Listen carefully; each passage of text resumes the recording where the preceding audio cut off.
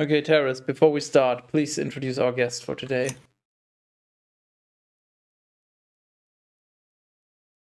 Done. Thanks.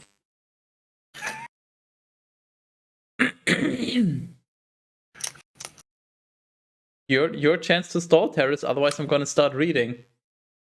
Think if you really wanna do. What do you want me to do? Do a fucking sock puppet show? Yeah, you could also do a stand-up routine.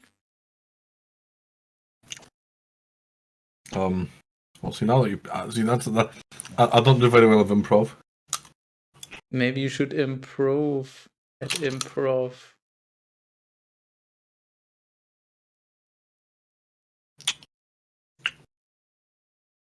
I want to go home. Home to your parents. I know where you live. And yes, this is a threat.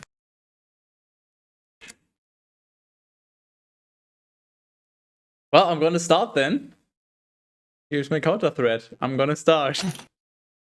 How much would I have to pay you to end the stream? I mean, you didn't specify whether it needs to stay ended, so... What? A quick accidental press on the stop streaming button, followed by an immediate start streaming. We both know that's not what I meant. I don't care. You're low FPS, so you're invalid. Wow.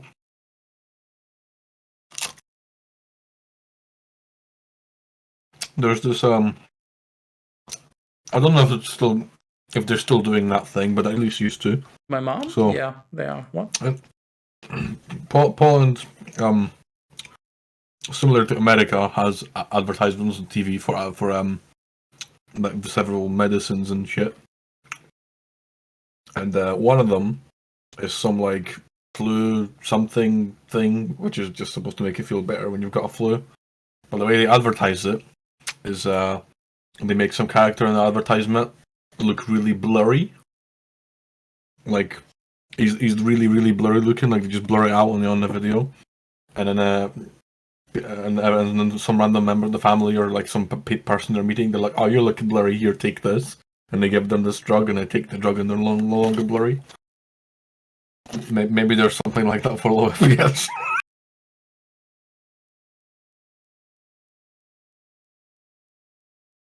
Thanks, AMD.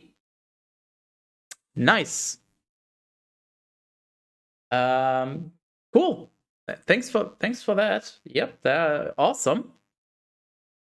I guess I'm never buying an AMD card ever again. What did you do? My driver just crashed. But don't worry. that's only the third time in like 2 days, so... And now the entire stream is messed up and... I didn't even know that could happen. I don't even know how to fix this. Is it actually... Does it show prop... Oh no, it looks fine on the stream. Wait, what? Have you tried just not using AMD? Hold on, Terrace. I need to provide you with something. Are you ready for scuff.image extension? Sure. This is what my OBS looks like right now after the driver crash.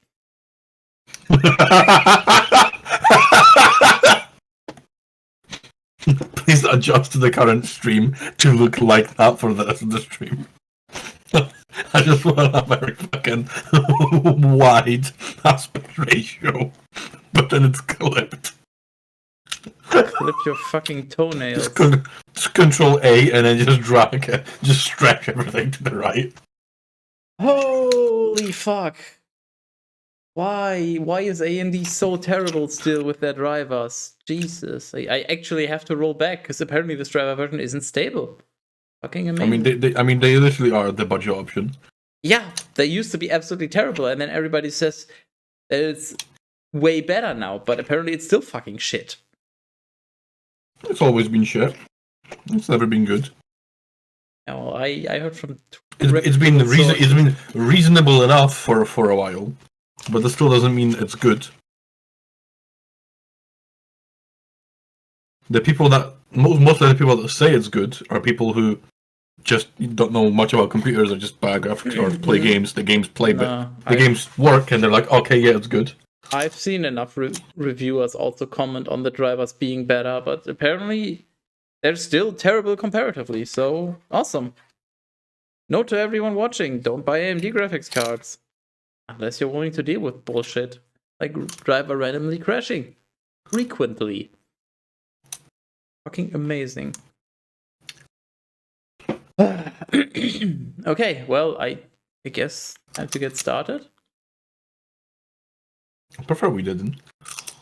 How about Just you shut spend the your entire mouth, stream talking about AMD. get some alcohol, put it up to your mouth, then open it and pour it in. There you go. Attaboy.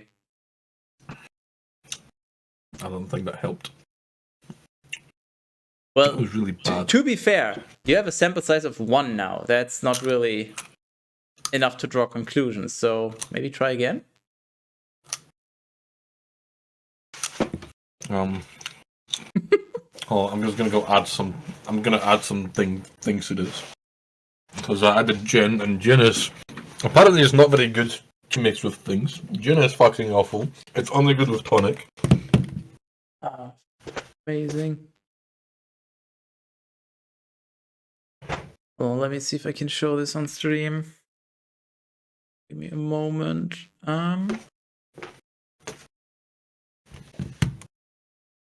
It feels really weird having my my apartment be like really clean and tidy. You know what else feels weird? My driver crashing.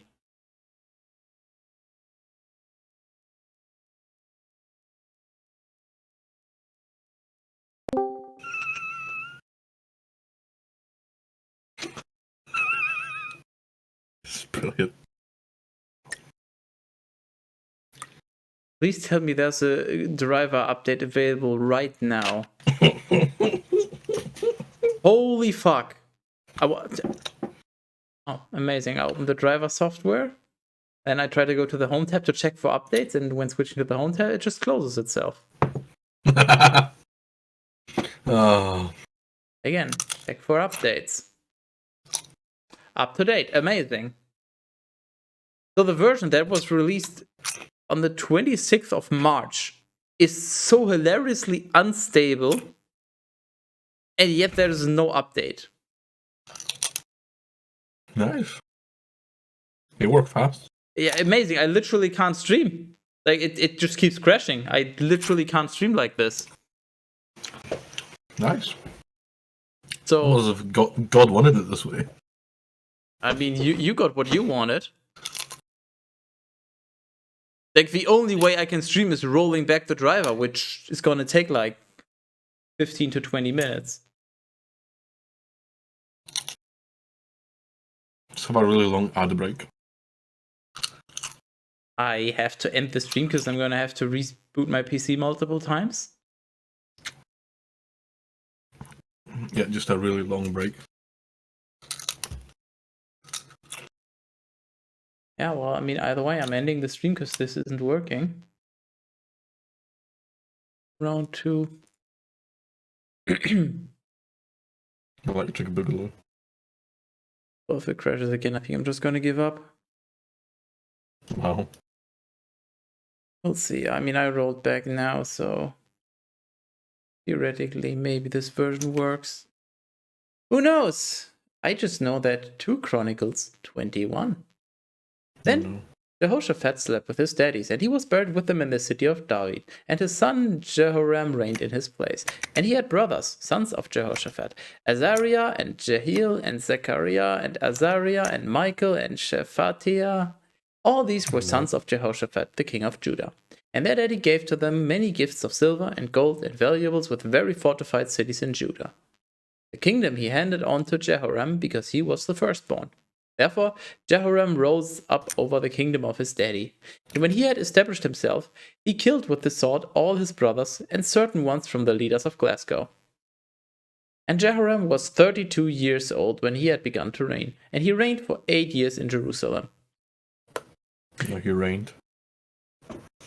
He blessed the rains down in Jerusalem. And he walked in the ways of the kings of Glasgow, just as the house of Ahab had done. For his wife was a daughter of Ahab, and he did evil in the sight of the Lord. But the Lord was not willing to destroy the house of David because of the covenant that he had formed with him, and because he had promised that he would provide a lamp to him and to his sons for all time. They say a lamp. Lamp. A lamb. The illumination object. A lamp. I know you're lambasted from this. Wow. In those days, Edom rebelled so as to not be subject to Judah, and they appointed for themselves a king. And when Jehoram had gone across with his leaders and all the horsemen who were with him, he arose in the night and struck the Edomites who had surrounded him and all the commanders of his horsemen. Even so, Edom rebelled so as not to be under the authority of Judah even to this day. Also at that time Libnah withdrew. What's Libnah? I swear to God. He's right here. What do you have to say to him? He shut. Libnah withdrew so as to not be under his hand, for he had forsaken the Lord, the skytis of his daddies.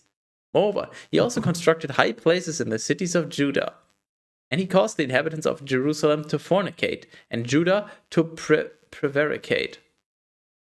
Then letters were conveyed to him from the prophet Elijah, in which it was written, "Thus says the Lord, the skytis of David, your daddy, because you have not walked in the ways of Jehoshaphat, your daddy, nor in the ways of Asa, the king of Judah, but instead you have advanced along the path of the kings of Glasgow, and you have caused Judah and the inhabitants of Jerusalem to fornicate, imitating the fornications of the house of Ahab. And moreover, you have killed your brothers, the house of your daddy, who are better than you. Behold, No. the Lord will strike you with a great plague, with all your people, and your sons and wives, and all your substance. And you shall be sickened by a very grievous disease of your bowels, until your inner organs depart, little by little, each day." And they waddled away, waddle. What does this mean? Please explain what this sentence means, Terrace.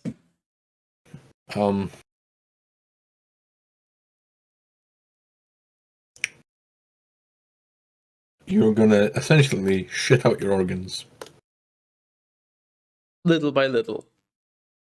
Yeah, it's not gonna happen. You're not gonna flush your entire insides at once. You'll just very slowly be shitting out your organs. Okay, will you always be shitting out one whole part, or is it just like part of your organ is hanging out of your ass and it's like every day a little bit more comes out? It just depends on the organ. I mean, the kidney, that might just come out in one go. I mean, those aren't very big, but I mean, like a lung, I might come in bits. Maybe it'll be a bit slower. Yeah, but will those bits be connected, or will it just be one bit of a lung and then just nothing? Then you'll just go about your day, well, and then another bit? Again. I mean, it depends on the organ. Because I mean, again, like a kidney, that's not really attached very thoroughly, so that might just fall out on its own. But I mean, like a heart, that has some thicker fucking veins going into it, so that might actually hang on for a while because it's quite thick, pipage it's got in there, so that might actually hang out for a while as you do other things. But that's quite all.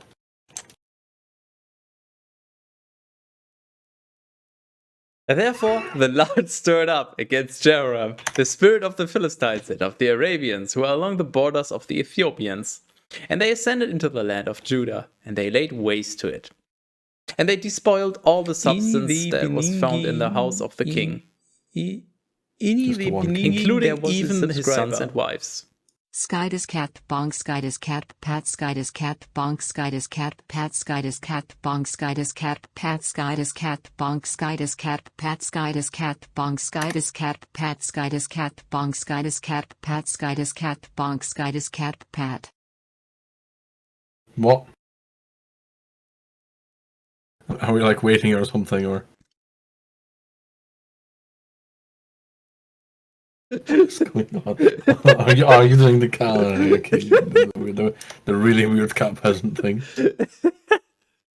Neither did there remain for him any son except Jehoahaz, who was the youngest born. And in addition to all these things, the Lord struck him with an incurable disease of the bowels. Wow. And as day followed after day, and the space of time turned, the course of 2 years was completed.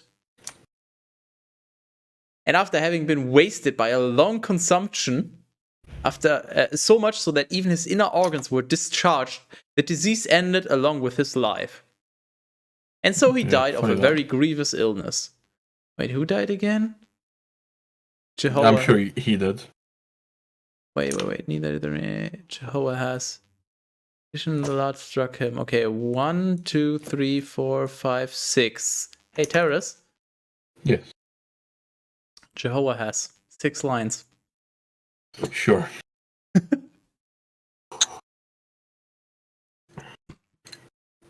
Hello, cat peasant. And so he died of a very grievous illness, and the people did not make a funeral for him according to the custom of burning, as they had done for his ancestors.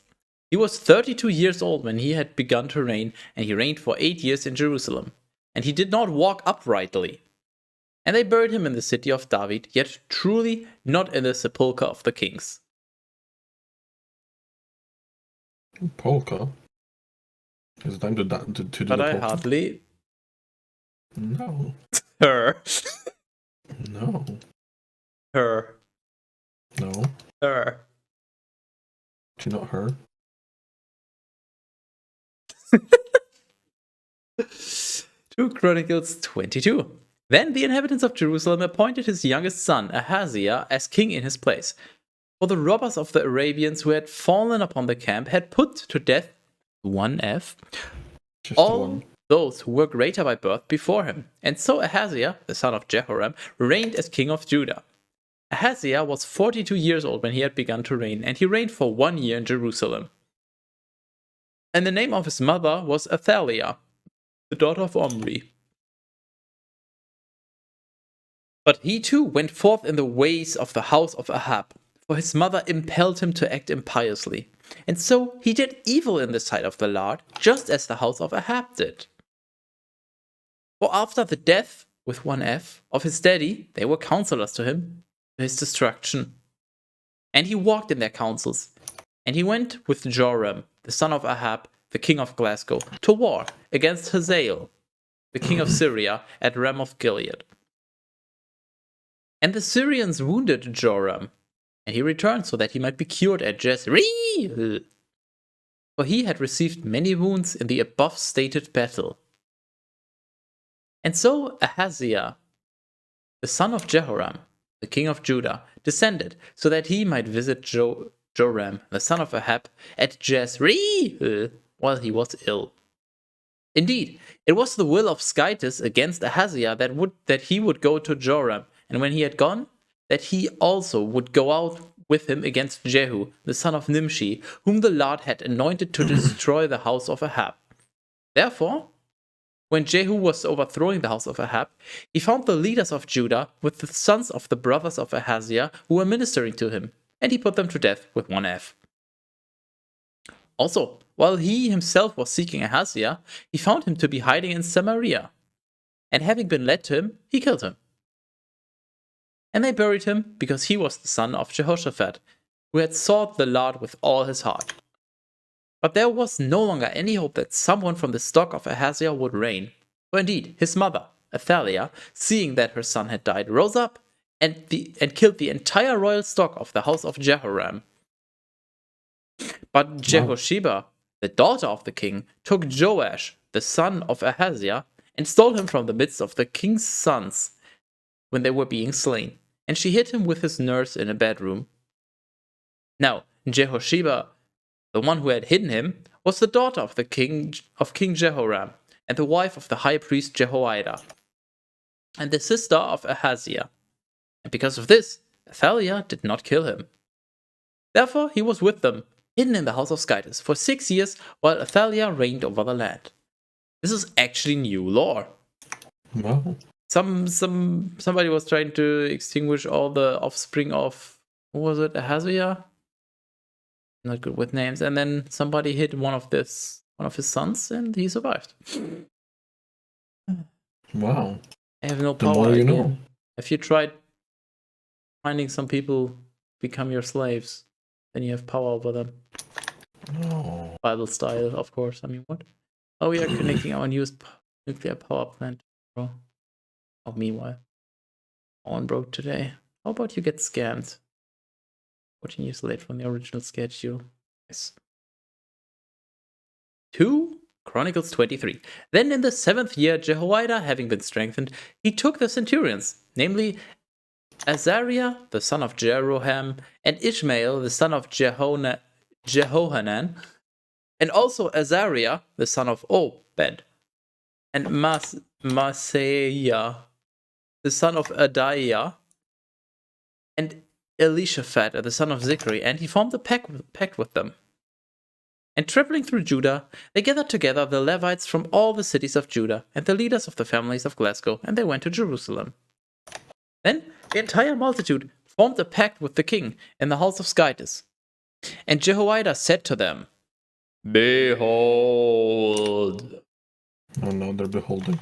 the son of the king shall reign, just as the Lord has said concerning the sons of David. Therefore, this is the word that you shall do. 1/3 part of you who arrive on the Sabbath, priests and Levites and porters shall be at the gates. Truly, 1/3 part shall be at the house of the king, and 1/3 shall be at the gate which is called the foundation. Yet truly, let all the remainder of the common people be in the courts of the house of the Lord. Let no one else enter into the house of the Lord, except priests and those from the Levites who are ministering. These alone may enter, for they have been sanctified. And let all the remainder of the common people observe the watches of the Lord. Then let the Levites encircle the king, each one having his weapons. And if anyone else will have entered into the temple, let him be slain. And may they be with the king, both entering and departing.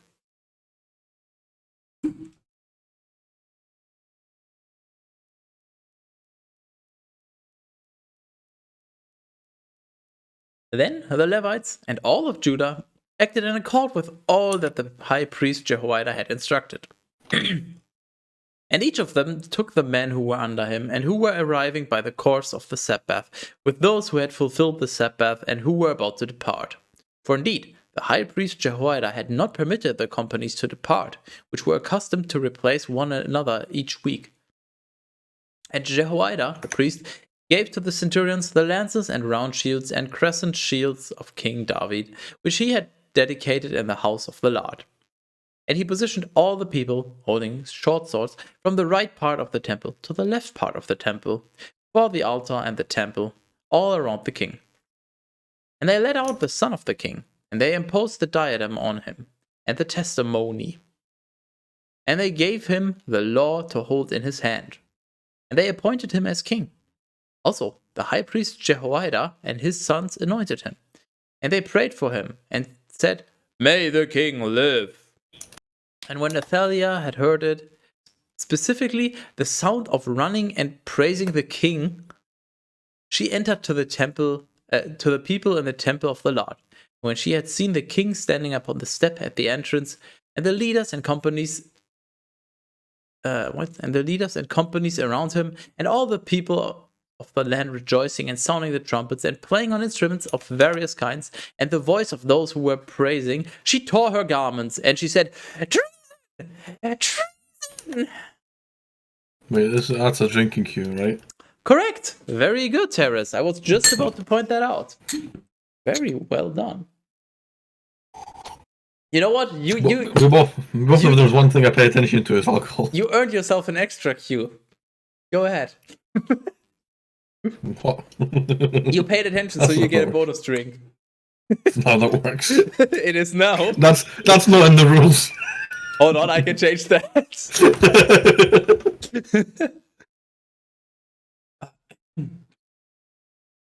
Imagine you're just celebrating and a woman just runs into the room, strips naked, and yells treason. She doesn't just strip. She just like Superman like opens up her shirt, Just what the fuck? Then the just tears her fucking rag dress because it's not like it was very good anyway. well, better a rag dress than a drag dress. What?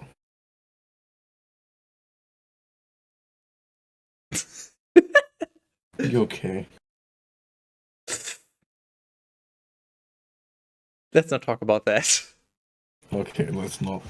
Then the high priest Jehoiada, going out to the centurions and to the leaders of the army, said to them, "Lead her away beyond the borders of the temple, and let her be put to death with one F with the sword." And the priest instructed that she should not be killed in the house of the Lord. And they laid hands on her neck. And when she had entered the gate for the horses at the king's house, they put her to death with one F there. Then Jehoiada formed a covenant between himself and the entire people. And the king between himself and the entire people and the king, so that they would be the people of the Lord. And so all the people entered into the house of Baal, and they destroyed it. And they broke apart his altars and idols, and they put to death with one F Matan, the priest of Baal, before the altars. Then Jehoiada appointed overseers in the house of the Lord, under the hands of the priests and Levites, whom David had distributed to the house of the Lord, so that they might offer holocausts to the Lord, just as it was written in the law of Moses, with gladness and singing, in accord with the disposition of David. Also, he appointed porters at the gates of the house of the Lord, so that whoever was unclean for any reason would not enter. And he took the centurions and the most valiant men, and the leaders of the people, and all the common people of the land, and they set out to descend to the king from the house of the Lord, and to enter through the middle of the upper gate to the house of the king. And they placed him on the royal throne. All the people of the land were rejoicing, and the city was quieted. But Athaliah was slain with the sword. Yeah, that happened a little while ago, but okay. I just realized, you know what, this entire thing is also going in the best of, because that's funny. Nice. 2 Chronicles 24. Joash was 7 years old when he had begun to reign. I don't know. Yeah, It's been raining. 7 years. He reigned for 40 years in Jerusalem. The name of his mother was Zibiah from Beersheba. And she did what is good before the Lord during all the days of Jehoiada the priest. Now Jehoiada gave to him 2 wives, from whom he conceived sons and daughters. After these things, it pleased Joash to repair the house of the Lord. And he gathered together the priests and the Levites, and he said to them, "Go out to the cities of Judah and collect from all of Glasgow money to repair the surfaces of the temple of your Skytus throughout each year, and do this promptly." But the Levites acted negligently. And the king summoned Jehoiada, the leader, and he said to him, "Why was there no concern with you, so that you would compel the Levites to bring from Judah and from Jerusalem the money that was appointed by Moses, the servant of the Lord, so as to bring it from the entire multitude of Glasgow to the Skytus tent of the testimony? For that very impious woman Athaliah and her sons have destroyed the house of Skytus, and they have adorned the shrine of Baal from all the things that had been sanctified in the temple of the Lord." Therefore, the king instructed, and they made an ark. And they placed it beside the gate of the house of the Lord on the outside. And they proclaimed in Judah and in Jerusalem that each one should bring to the Lord the money that Moses, the servant of Skytus, appointed in the desert concerning all of Glasgow. Give me all your money. And all the... Would you like to talk about it? Can be exchanged. Currency can be exchanged for goods and services. Currency can be exchanged for currency. And all the leaders and all the people rejoiced. And upon entering, they together took and placed so much into the ark of the Lord that it was filled. And when it was time for them to bring the ark before the king by the hands of the Levites, for they saw that that there was much money, the scribe of the king and the one whom the high priest had appointed entered. And they poured out the money that was in the ark. And they carried the ark back to its place. And they did this on each day. And an immense sum of money was gathered. And the king and Jehoiada gave it to those who were in charge of the works of the house of the Lord. Then with it they hired hewers of stone and artisans of every kind. Does that include con artist? I hope so. Is an artist an artisan, technically? These terms are closely related, but I don't know if they're synonymous, so. Can you be a con artisan? I don't know what's the actual dictionary meaning of artisan. I don't know. Figure it out. It sounds like work. Well, technically you're getting money from your streams, which counts as work. But I thought you would know a thing or two about working while pretending to work while not doing work. Yeah, but to do that you have to occasionally do work to make people think that you're doing work other times as well. Yeah, but I am doing work most of the time, actually. No. Both know that's a lie. And artisans of every kind, so that they might repair the house of the Lord, and also so that the works of iron and brass which had begun to fall would be reinforced. And those who were hired were working industriously. And the breach in the walls was healed by their hands, and they returned the house of the Lord to a pristine state. And they caused it stand firm. English. Yeah, that's the one. And when they had completed all the works, they brought the remaining part of the money before the king and Jehoiada. And from it, the vessels of the temple were made for the ministry and for the holocaust, including bowls and other vessels of gold and silver. And holocausts were being offered in the house of the Lord continually during all the days of Jehoiada. But Jehoiada was old and full of days. And he died when he was 130 years old. Holy shit. That's pretty old.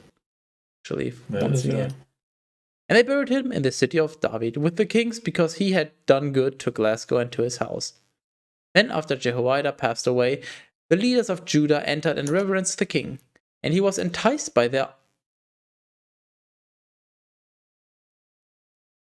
obsequiousness, and so he acquiesced to them. I also can make up words. What is... Hold on, I need a translation for this one. Okay. And they abandoned the temple of the Lord, the skydes of their daddies, and they served sacred groves and graven images. And wrath came upon Judah and Jerusalem because of this sin. And he sent prophets to them so that they might return to the Lord. And though they were offering testimony, they were not willing to listen to them. And so the spirit of Skydes clothed Zechariah, the son of Jehoiada the priest. And he stood in the sight of the people, and he said to them, "Thus says the Lord, Skydes, why have you transgressed the precept of the Lord, though it was not to your benefit? And why have you abandoned the Lord so that he would then abandon you?" And gathering together against him, they stoned him, beside the place of the king in the atrium of the house of the Lord. Well, that was a little rude. Hold on. Zechariah 1, 2, 3, 4, 5, 6. What? Oh yeah, 6. He got stoned. And not the A lot fun of people kind. stoned.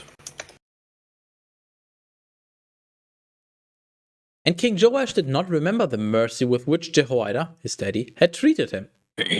Instead, he put to death with one F his son. And as he was dying, he said, "May the Lord see and take account." I thought you were about to break into a song there. Near, far.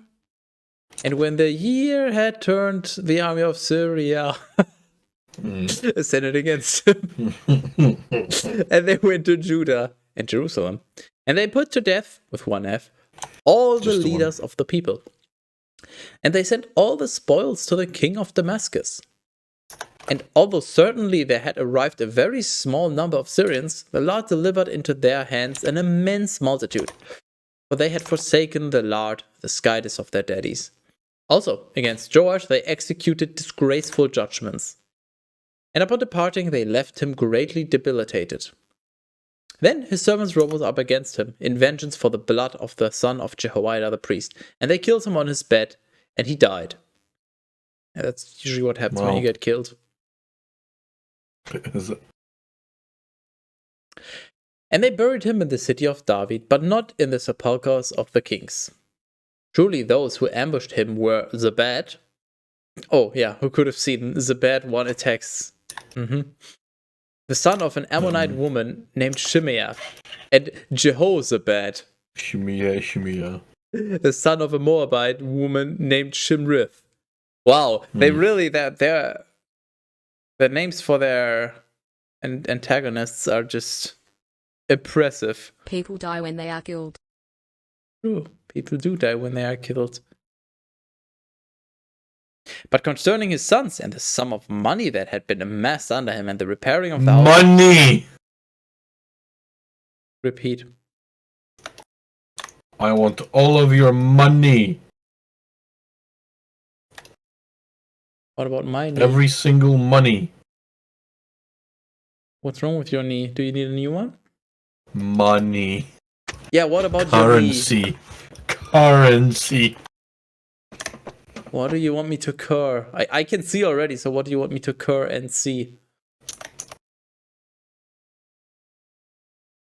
Just upset now. Good. These things have been written more diligently in the book of Kings. Does that count? I'm pretty sure that falls under the rule of referencing another book, right? Yeah, sure, why not? Thinking rule. Oh, that's fine, I'm drunk already. No, Too late. he's not written in the book of the words, so... Well, you gotta undrink now. Hey! You can't just make your own Bible content. Well, actually. Then his son Amaziah reigned in his place. Wow. Would you say that was amazing? Sure, why not? 2 Chronicles 25. Amaziah was 25 years old when he had begun to reign, and he reigned for 29 years in Jerusalem. The name of his mother was Jehoaddan from Jerusalem, and he accomplished good in the sight of the Lord, yet truly not with a perfect heart. And when he saw himself to be strengthened in his rule, he cut the throats of the servants who had killed his daddy, the king. But he did not put to death, with one F, their sons, just as it was written in the book of the law of Moses, where the Lord instructed, saying, "The daddies shall not be slain because of the sons, nor the sons because of their daddies. Instead, each one shall die for his own sin." Then Amaziah gathered together Judah, and he organized them by families and by tribunes and centurions throughout all of Judah and Benjamin your ass. I didn't know you were a sinner. Sinner! And he numbered them from 20 years old and upward. And he found 300,000 young men who could go forth to battle and who could hold spear and shield. Also, he hired... Do you enjoy young men? I said young men. Do you enjoy? I enjoy YMCA. Oh, no. Also, he hired for pay from Glasgow 100,000 experienced men for 100 talents of silver. Then a man of Skytis came to him and said, "O king, let not the army of Glasgow go forth with you, for the Lord is not with Glasgow, nor with all the sons of Ephraim. But if you think that a war stands by the strength of the army, Skytis will cause you to be overwhelmed by the enemies, for indeed, it belongs to Skytis to assist." and to put to fight. And Amaziah said to the man of Skytis, "Then what will become of the 100 talents which I gave to the soldiers of Glasgow?" And the man of Skytis responded to him, Talon. "The Lord has that from which he is able to give much more than this to you." And so Amaziah, Well, sorry, what? No, what? Read that sentence again. "The Lord has that from which he is able to give much more than this to you." I like that. I like It's my it new too. favorite. It's my new favorite sentence. Truly cursed.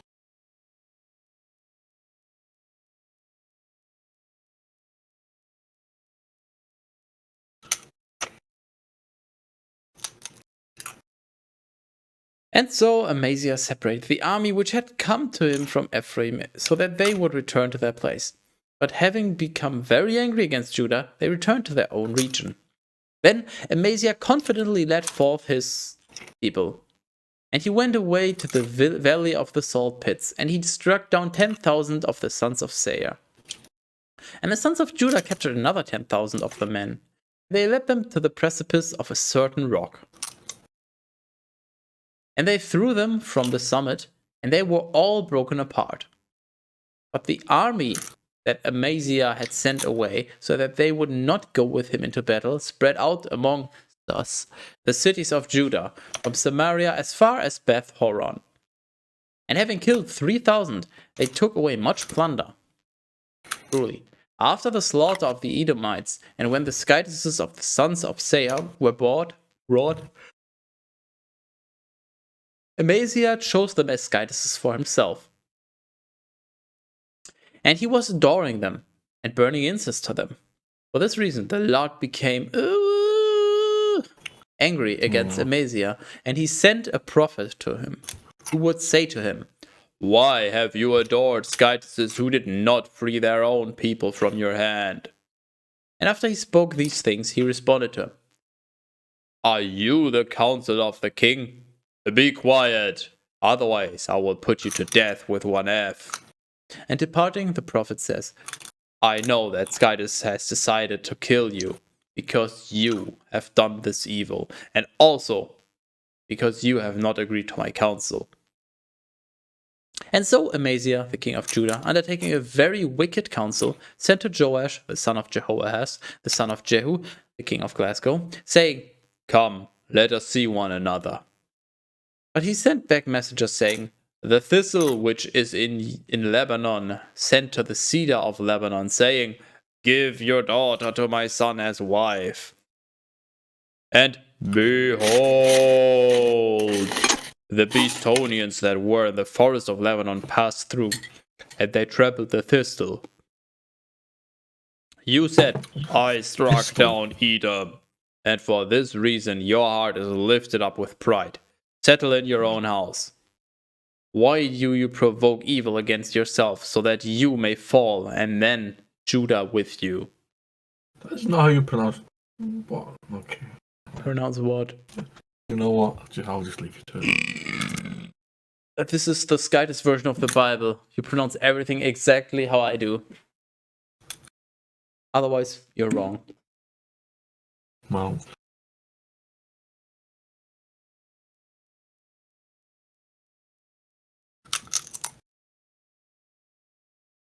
Amaziah was not willing to listen to him, because it was the will of the Lord that he be delivered into the hands of his enemies, because of the skytises of Edom. And so Joash, the king of Glasgow, ascended, and they presented themselves within the sight of one another. Now Amaziah, the king of Judah, was in Beth Shemesh with the dash of Judah. And Judah fell before Glasgow, and each one fled to his own tent. Then Joash, the king of Glasgow, captured Amaziah, the king of Judah, the son of Joash, the son of Jehoahaz, at Beth Shemesh with a dash, and he led him to Jerusalem.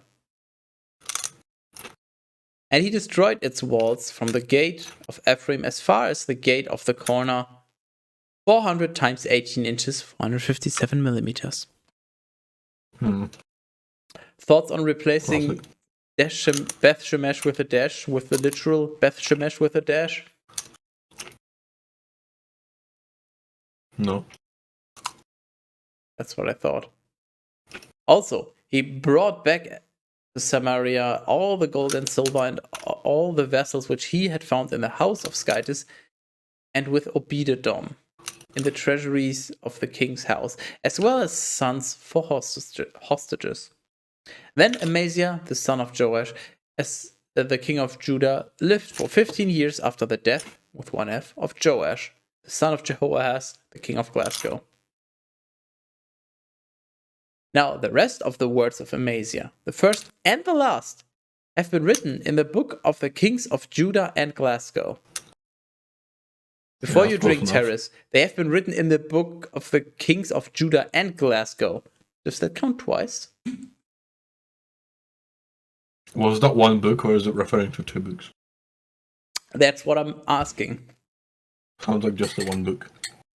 The book of the kings? Yeah, the book. Yeah, I guess. Singular. Uno book. And after he withdrew from the Lord, they set up an ambush against him in Jerusalem. But since he had fled to Lachish, they sent and killed him in that place. And having carried him back upon horses, they buried him with his daddies in the city of David.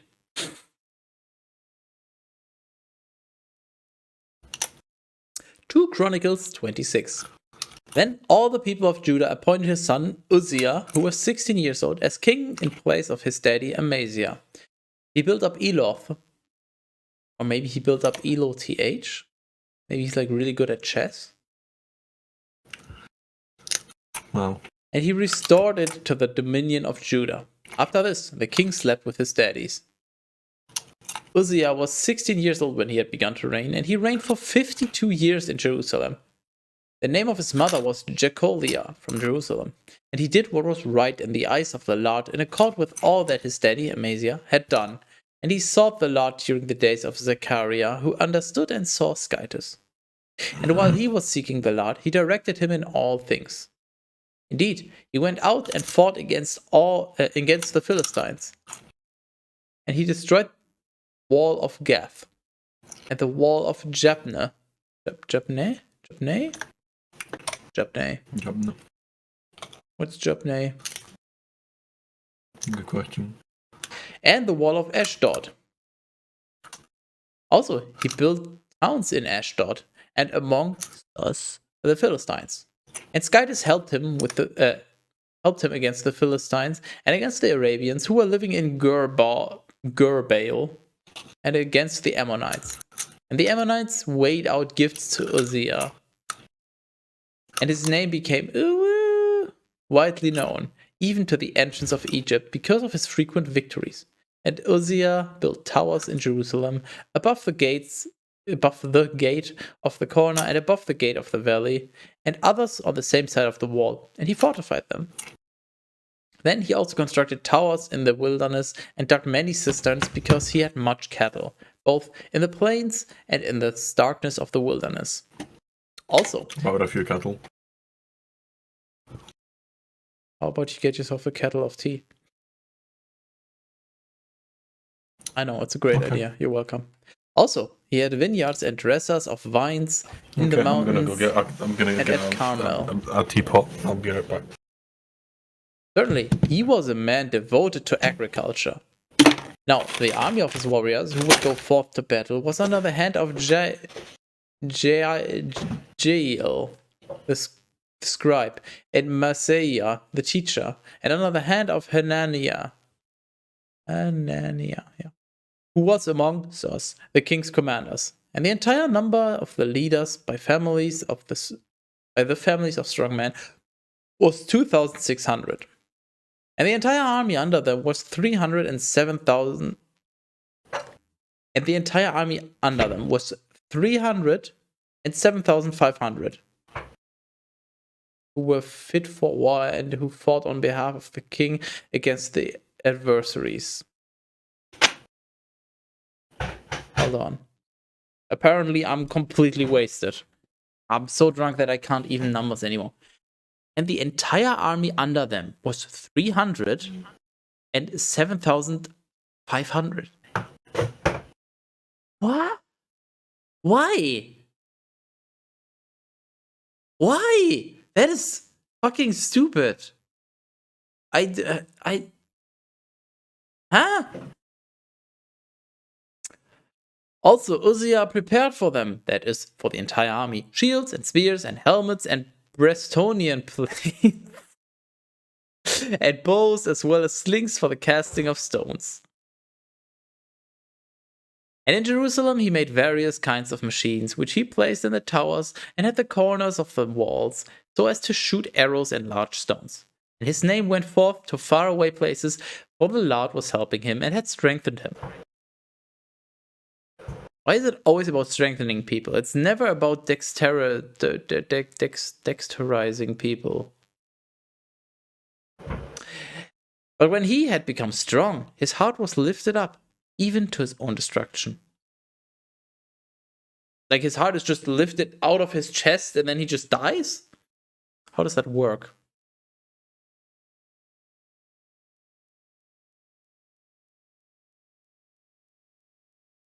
And he neglected the Lord his guidance. And entering into the temple of the Lord, he intended to burn incense upon the altar of incense. And entering immediately after him, Azariah the priest, and with him 80 priests of the Lord, very valiant men, withstood the king.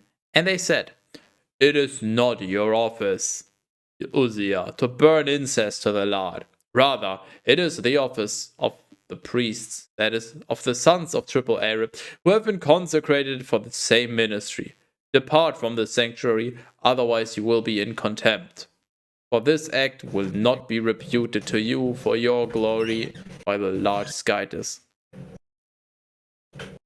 And Uzziah, having become angry, while holding in his hand the censer so that he might burn incense, threatened the priests. And immediately a leprosy arose in his forehead, and the sight of the priests in the house of the Lord, in the sight of the priests in the house of the Lord at the altar of incense. And when the high priest Azariah and all the rest of the priests had gazed upon him, they saw the leprosy on his forehead, and they hurried to expel him. Then too, he himself, becoming terrified, rushed to depart, because immediately he had become aware of the wound of the Lord. And so King Uzziah was a leper, even until the day of his death with one F. And he lived in a separate house, being full of leprosy, because of which he had been ejected from the house of the Lord. Then Jotham, his son, directed the house of the king, and he was judging the people of the land. But the rest of the words of Uzziah, the first and the last, were written by the prophet Isaiah, the son of Amos. I really thought this was going for another written in the book, but no. Were written by the prophet Isaiah, the son of Amos. And Uzziah slept with his daddies, and they buried him in the field of the royal sepulchres because he was a leper. And Jotham, his son, reigned in his place.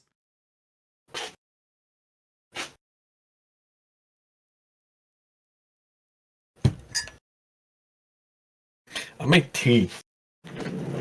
Tea's nuts. Hey, Terrence, would you like to read a chapter? Why would they want to do that? Because it's 2 Chronicles 27. What? We've been doing this for literally years, and I've never read a chapter. What makes you think I'll suddenly want to read a chapter? You have tea.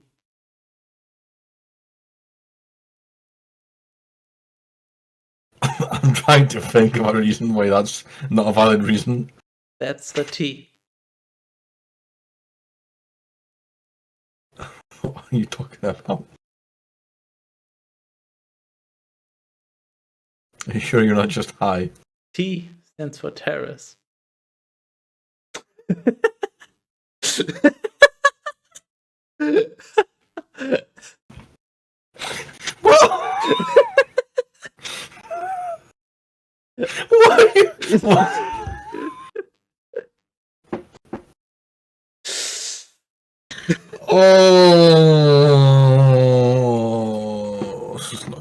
enough alcohol.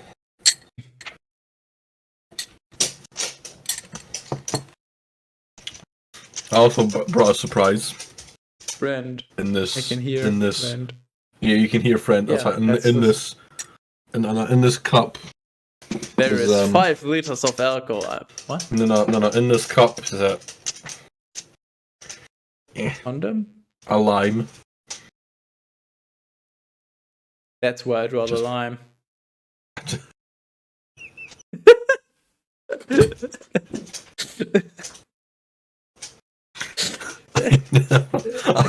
I'm so fucking done. Please off yourself. I mean, my driver already did that repeatedly. T stands for tonic to go with your gin. Otherwise. So, 2 Chronicles 27? Is that a question? Yes? I don't like that question. Just go. It's fine. Just circle back to me.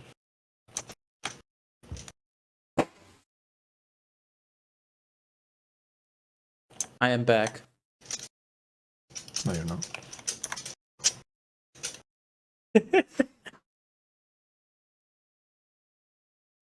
Curtis wasn't paying attention, so he didn't get the joke. This is so sad. Yeah, I wasn't. You're right. I know.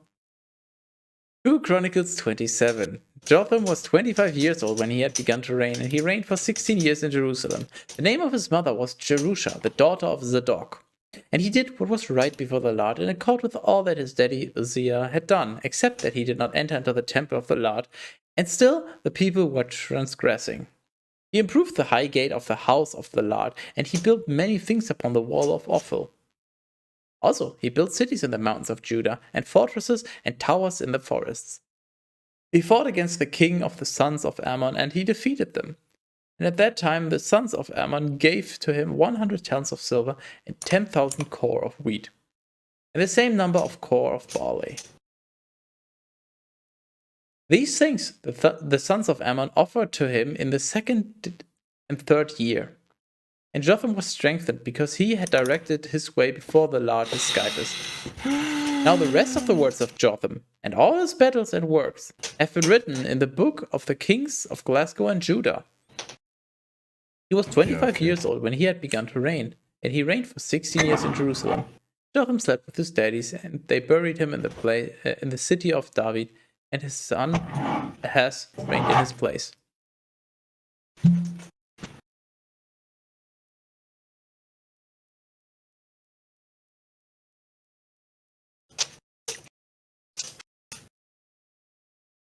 Rip, he didn't die within 10 lines. Did you check? I eat food now. Why? I did. I don't know if you caught it, but there was a mention of the book of the kings of Gopher. Yeah, I literally been pouring myself alcohol. Yeah. I mean, you're always pouring yourself alcohol, so I don't know if it's for that specific reason. You alcoholic fuck. I'm gonna continue eating my Pringles. I'm gonna continue never giving you up. Put my finger on the teapot. Chronicles 28. Ahaz was 20 years old when he had begun to reign, and he reigned for 16 years in Jerusalem. He did not do what is right in the sight of the Lord, as his daddy David did. Instead, he walked in the ways of the kings of Glasgow. Moreover, he also cast statues for the Baals. It is he who burned incense in the valley of the son of Hinnom. And he purified his sons by fire, in accord with the ritual of the nations that the Lord put to death with one F at the advent of the sons of Glasgow. Also, he was sacrificing and burning incense in the high places, and on the hills, and under every leafy tree. Leafy tree? I didn't know leafy was still around and he had trees. And so the Lord, his guidance, delivered him into the hand of the king of Syria, who struck him and took great plunder from his kingdom. And he carried it away to Damascus. Also, he was delivered into the hands of the king of Glasgow, and he struck him with great affliction. And Pekah, the son of Remaliah, killed on one day 120,000, all of them men of war from Judah, because they had forsaken the Lord, the guidance of their daddies. At the same time, Zikri, the powerful man of Ephraim, killed Maaseiah, son of the king, and Azrikam, the governor of his house, and also Elkanah, who was the second to the king. And the sons of Glasgow seized from their brothers 200,000 women, boys, and girls, and immense plunder. And they took it away to Samaria. At that time, there was a prophet of the land named dead. Oh, that's a drinking cue. What? Where? At that time, there was a prophet of the land named dead.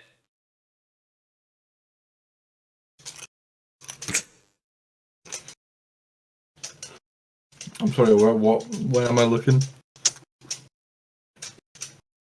He died immediately as soon as he was mentioned.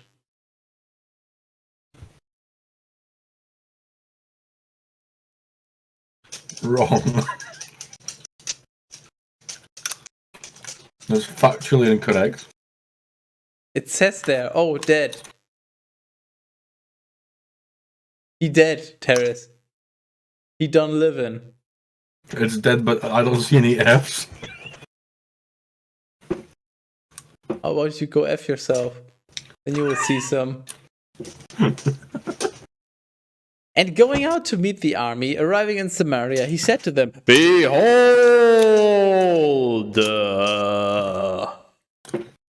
Wow. The Lord, the guidance of your daddies, having become angry against Judah, has delivered them into your hands, but you have killed them by atrocities, so that your cruelty has reached up to heaven. Moreover, you wanted to subjugate the sons of Judah and Jerusalem as your men and women servants, which is a work that should never be done.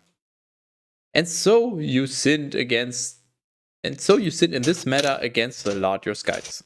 But listen to my counsel, and release the captives whom you have brought from your brothers, for a great fury of the Lord is hanging over you.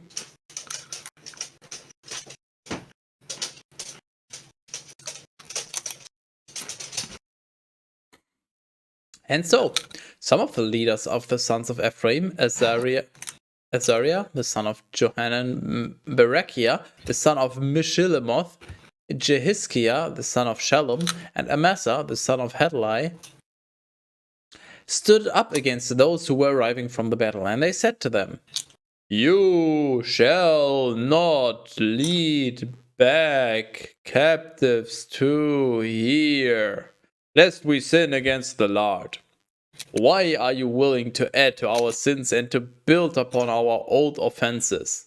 For indeed, the sin is great, and the furious anger of the Lord is hanging over Glasgow.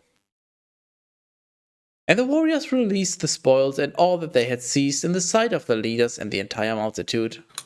And the men whom we mentioned above.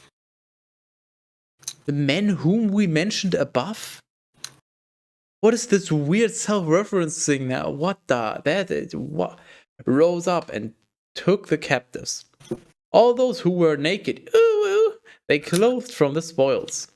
And when they had clothed them, and had given them shoes, and had refreshed them with food and drink, and had anointed them because of the hardship, and had cared for them, whoever was not able to walk, and whoever was feeble in body, they set them upon bestonians of burden, and they led them to Jericho, the city of palm trees, to their brothers, and they themselves returned to Samaria. Eris, we have a question in chat. Would you like to answer? The answer is no.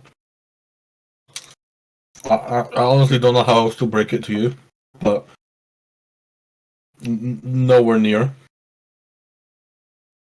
Okay, so I'm gonna give you a scale. So let's say this was being Christian, and this was the opposite.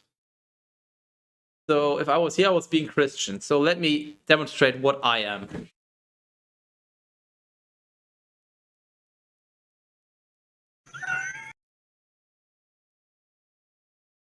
And he waddled away, waddle. and he was never seen again.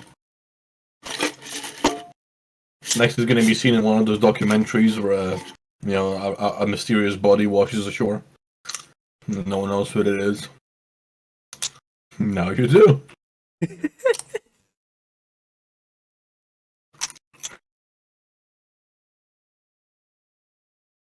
No, we're definitely not. We can be for the right price. Currency can be exchanged for goods and services. Currency can be exchanged for prayers and beliefs. In that time, You'd have to really pay me a lot to even go anywhere near a church. one whole lot. With his family or without? I mean, I'd be fine with his daughter, to be fair. Which one? Because they were two. Wasn't it his daughter and his wife? Wasn't there two daughters? I mean, there's only one now. I don't fucking know. No, wasn't there two that you tried to give away? Why don't you go and find out? Be our fact checker.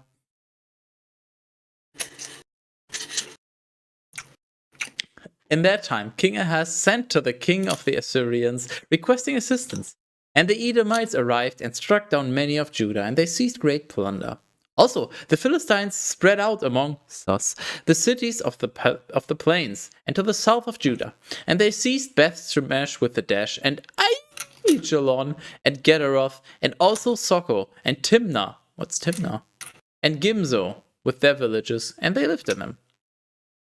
For the Lord had humbled Judah because of Ahaz, the king of Judah, since he had stripped it of help, and had shown contempt for the Lord. And he led against him Tilgath-Pilneser, the king of the Assyrians, who also afflicted him and laid waste to him without resistance. And so Ahaz, despoiling the house of the Lord and the house of the kings and the leaders, gave gifts to the king of the Assyrians, and yet it profited him nothing. Moreover, in the time of his anguish, he also added to his contempt against the Lord. King Ahaz himself, by himself, immolated. King Ahaz himself, by himself, immolated victims to the skytesses of Damascus, those who had struck him. And he said, Is it weird that I have two unopened jars of honey on my desk? No. It's weird that you mentioned that you have two unopened jars of honey when you're about to only have one. Chug.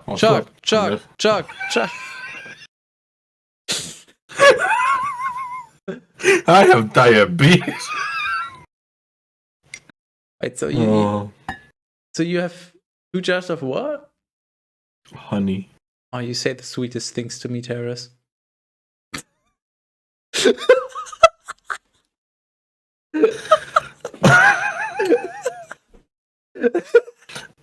You literally don't pay me enough for this. My price has officially gone up. That's okay, honey. We'll figure this out.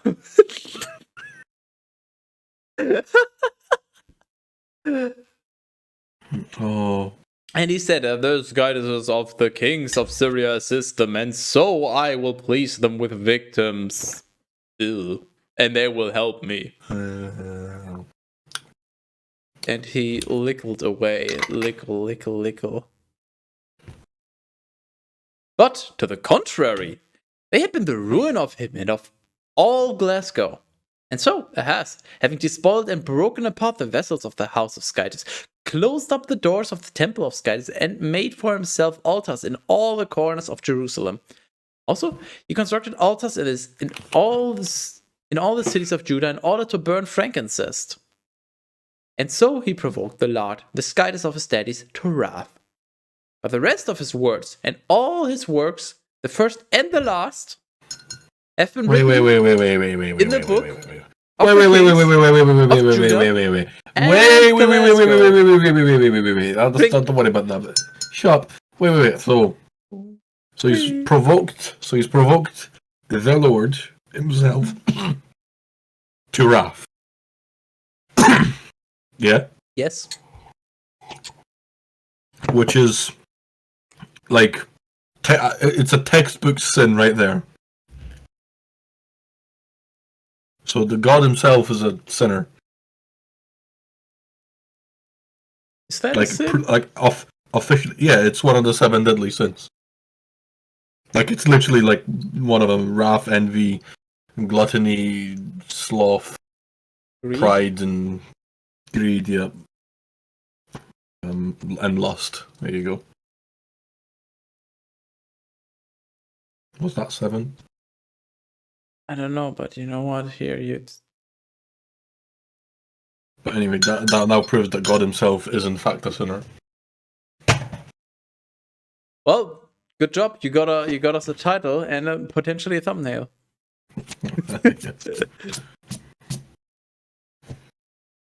Oh yeah, I already had And that.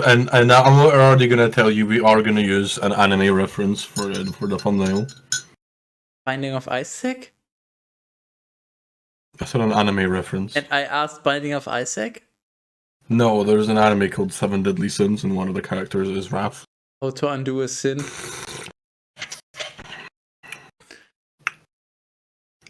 Nice. Did you drink?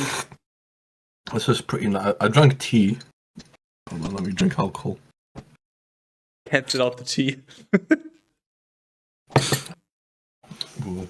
And It's a really nice tea, by the way. And it has slept with his daddies, and they buried It's peppermint and rooibos tea. I just figured with out. some lime I just and figured honey. out a genuine hard mode version of the drinking game. I don't know if I like that. If you want hard mode, just add sleeping with their daddies as a rule. It's like 20 to 30% more probably drinking. It's not gonna kill you, probably. Maybe. Probably. I'm not liable for any damages incurred, but but it is quite frequent. I think what we should start doing now, which would be, to be fair, funny for multiple reasons, Is undressed and start running. Before no, that's for tomorrow. Before we every reading now, we should just have one of those fancy disclaimers that says "Do not do this at home." You know, do this at work. Bible reading thing. Do not do this at home. Just go outside, touch grass, and do this. Touch grass, listen to the Bible reading, get wasted. Please not try this at home. What? Read the Bible. It's fine if you get wasted outside on a nice meadow. Meadow. But I hardly meadow. know. Oh.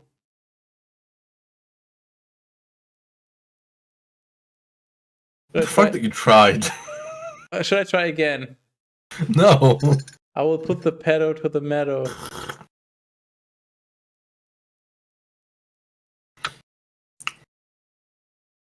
No, Okay. you know What if we take?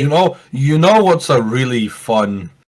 You know what's a really fun idea? Completely irrelevant to the Bible, by the way, but a fun little idea for a stream for you to do. Yeah, I literally do. We take an oven to a meadow, put the meadow in, and see if we get a meh cake. We're baking the meadow. It's not because I don't get it. It's just because it's not very good. Anyway, so what we do, right? So what you do, I could just Your mom. be the. I could just kind of don't recommend that. What you do is you do a stream. You do a charity stream where every time you make a pun, you have to donate X amount of money to a charity. I mean, I'm fine as long as it's X amount. I don't have to pay. Or X being the amount that you. No, insert. it's X amount. That's $20 right there.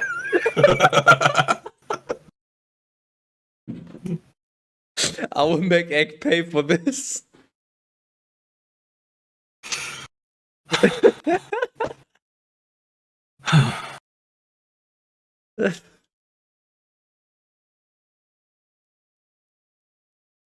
That'd be such a cursed thing to do. You do like yeah, that's the one. Hold, my brain's having a moment. You do like one of those charity streams where if something happens, you donate X amount of money, but you're not the one donating the money. You go like, oh, if this happens, I'll let this person donates money, and then after the stream, you just messages this random person who doesn't even like know you, and goes, right, you have to donate this amount of money to charity, and they're like, what the fuck? Hello, Estonian. I have finished a charity stream. You know I have to send $500 to this charity. to this PayPal address, and please ignore that it's terraces. I mean, that would constitute charity. It would indeed count as a charity.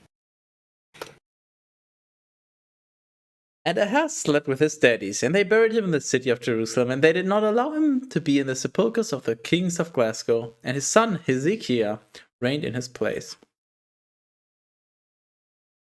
2 Chronicles 29. And so Hezekiah began to reign when he was 25 years old, and he reigned for 29 years in Jerusalem. The name of his mother was Abijah, the daughter of Zechariah. And he did what was pleasing in the sight of the Lord, in accord with all that his daddy had done, as his daddy David had done. In his first year and month of his reign, he opened the double doors of the house of the Lord, and he repaired them. Wow, he opened doors. That is impressive. And he brought together the priests and Levites, and he gathered them in the white Estonian street. And he said to them, "Listen to me, O Levites, and be sanctified. Cleanse the house of the Lord, the skytest of your daddies, and take away every uncleanness from the sanctuary. Our daddies sinned and did evil in the sight of the Lord, our skytest, abandoning him. They turned their faces away from the skytest tent of the Lord, and they presented their backs. They closed up the doors which were in the portico, and they extinguished the lamps. And they did not burn incense, and they did not offer holocausts in the sanctuary of the skytest of Glasgow. And so the fury of the Lord was stirred up against Judah and Jerusalem, and he handed them over to turmoil and to destruction and to hissing, just as you discern with your own eyes." Lo.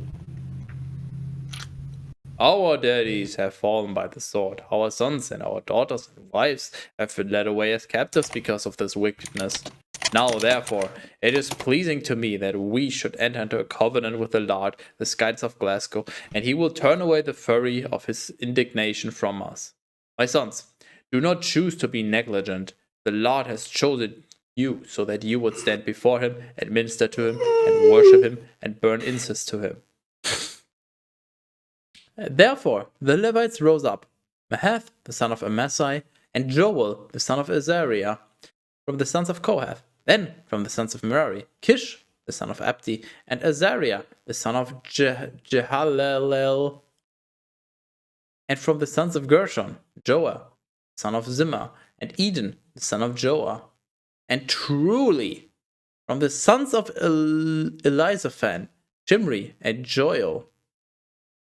Also, from the sons of Asap, Zechariah and Mattaniah. Indeed, also from the sons of Heman.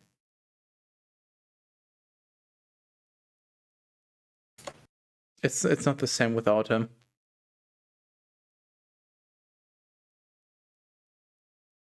Also not the same if Terrace isn't paying attention. I'm just vaguely... that guy. Jehuel and Shimei. Then too, from the sons of Jeduthun, Shemaiah and Uzziel. And they gathered together their brothers, and they were sanctified. And they entered in accord with the command of the king and the order of the Lord, so that they might expiate the house of Skytis.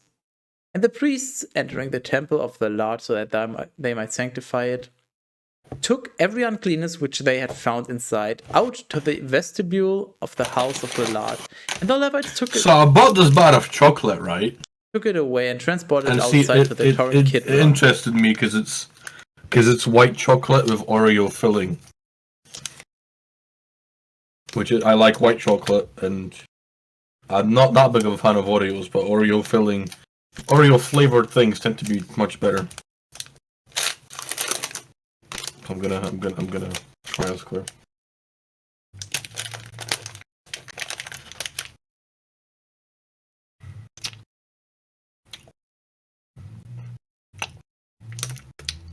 That's some good chocolate. We get some Yeah, ASMR. How much will you pay me? I already paid you. Remember? Remember when I sent you money and you were like, why did you send me money? Yeah, but that was for other things. No. You can't send me money for something I haven't done yet. I can send you money preemptively, so then I can be like, hey, I sent you money, do this now. I can very much preemptively send you money. But that's not what the money was. That money was for. It- You explained what that money was for, and it wasn't for this. I forgot to mention. It was, Well, it was I mean- implied.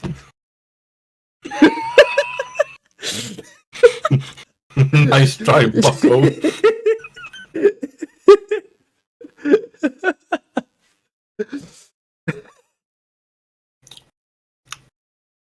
Now Yeah, that was some good chocolate. Now they began to cleanse on the first day of the first month, and on the 8th day of the same month they entered the portico of the temple of the Lord, and then they expiated I also the have a temple Kit Kat. over 8 days.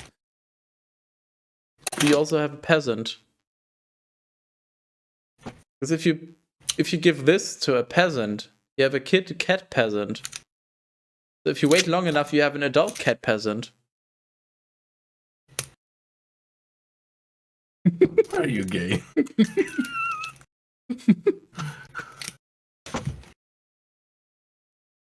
No, you.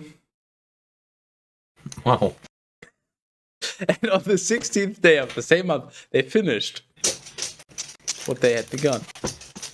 Also, they entered to King Hezekiah, and they said to him, we have sanctified the entire house of the Lord, and the altar of holocaust and its vessels, indeed also the table of the presence with all its vessels, and all the equipment of the table which King Ahaz during his reign had polluted after his transgression.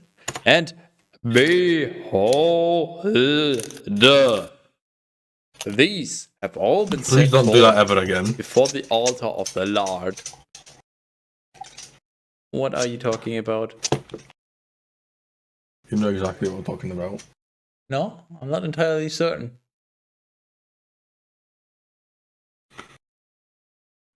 I can think of like 2 or 3 things, so you're gonna have to specify. Dreaming, breathing, or speaking? You know what? How about we just put a stop on all 3 of them? And rising up at first light, King Hezekiah joined as one. Just the one. Hold on, let me try the sentence again. And rising up at first light, King Hezekiah joined as one all the leaders of the city. Oh, it's just, he joined as one. He joined all the leaders of the city as one. This sentence is just structured terribly. Okay. Well, And they ascended to the house of the Lord. And together they offered 7 bulls and 7 rams, 7 lambs and 7 he-goats for sin, for the kingdom, for the sanctuary, for Judah, for freedom. And he spoke to the priests, the sons of Triple Arab, so that they would offer these upon the altar of the Lord. And so they slaughtered the bulls, and the priests took up the blood, and they poured it upon the altar. Then they also slaughtered the rams, and they poured their blood upon the altar. And they immolated the lambs, and they poured the blood upon the altar. They brought the he-goats for sin before the king and the entire multitude. Yeah.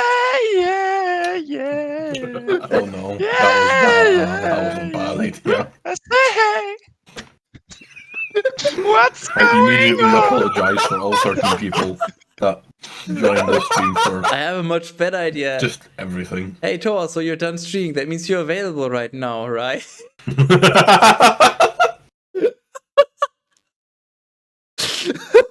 Hello, we're doing Bible. You probably know this by now. It's not gonna get any better. It's only gonna get worse. So It's this is it's not even I don't even know if it's getting worse. It's it's either not getting worse or it's getting worse so quickly I can't keep up with how quickly it's getting worse. I help. Okay, so if you like one of the following things, you've come to the right place. Otherwise, not. Do you like the Bible? Do you like religion? Do you like bad books or bad writing? Do you like people drinking? Do you like an excuse for yourself to drink? Or do you like terrible puns? Or do you enjoy a Terrace branded MacBang? If none of the above apply, then I'm sorry. Speaking of which, I got more chocolate. I told them that you're reading the Bible and that it's weird. Oh yeah, the Bible is weird. I'm not weird though, I promise. Well, objection.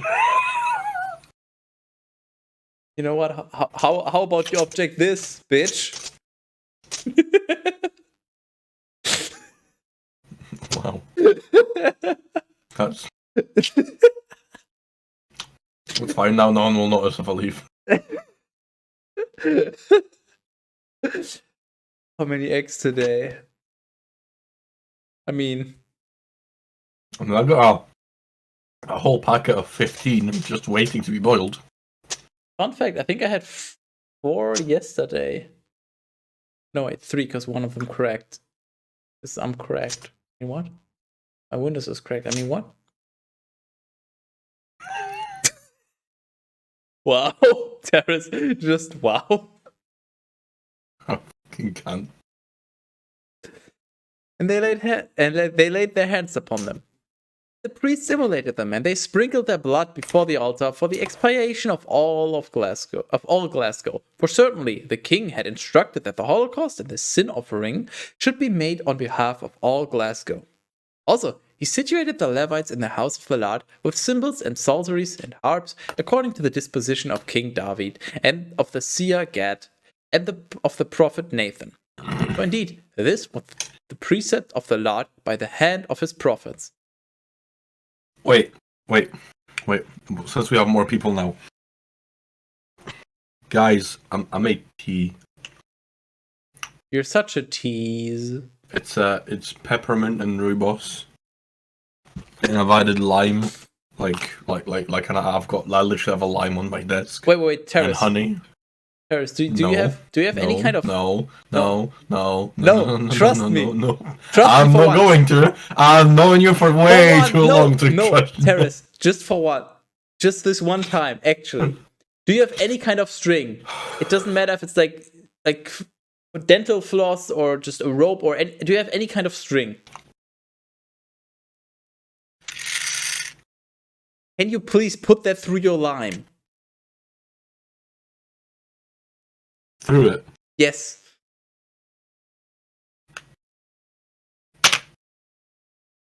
You might need a knife or something to poke a hole into it, but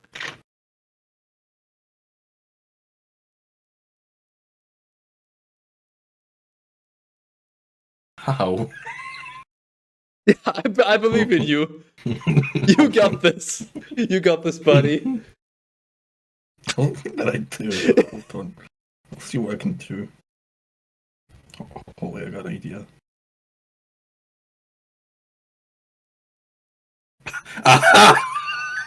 Oh, show it to the camera. You know what you call this? Lime wire.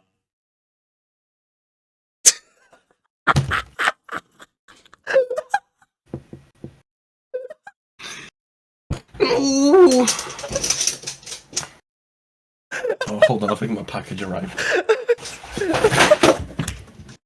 Oh, loud noise.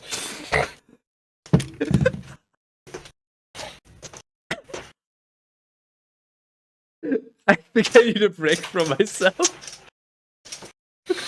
Oh. I just want to ask, who did no one see this coming?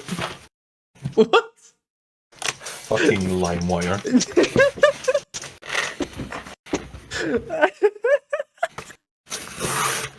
I can't even.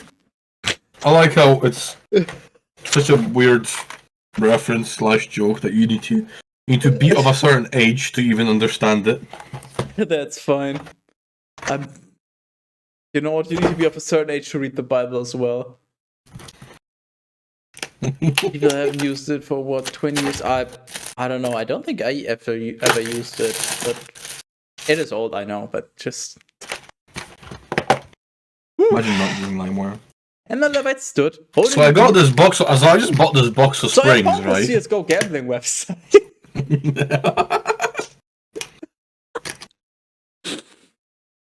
And the Levite stood holding the musical instruments of David, and the priests held the trumpets.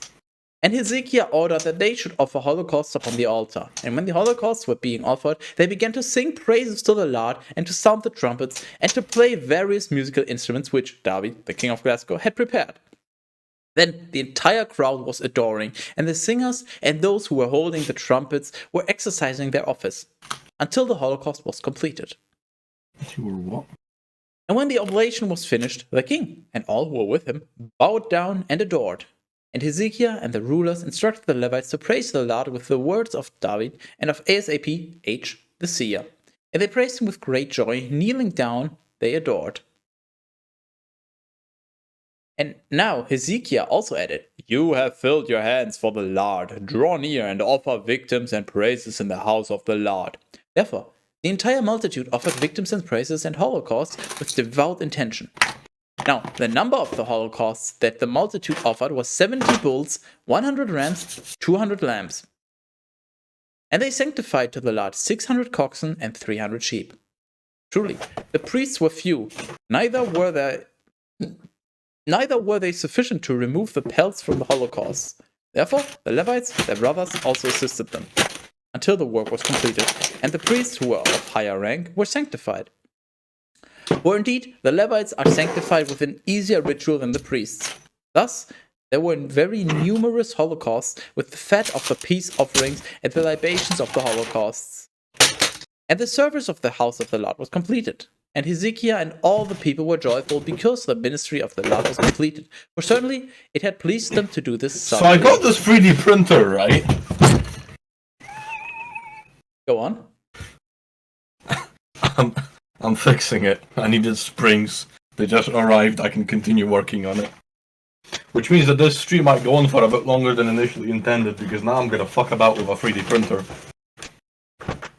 Which gives me a reason to not pay attention to titles. Did you ever like undust your springs?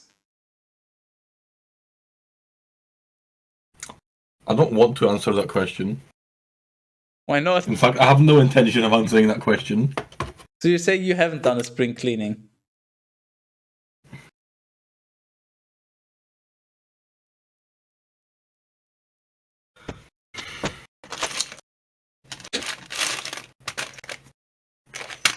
All printers are 3D. Eris, you just got fucking owned. That is so true. I'm gonna drink. Why are you gay?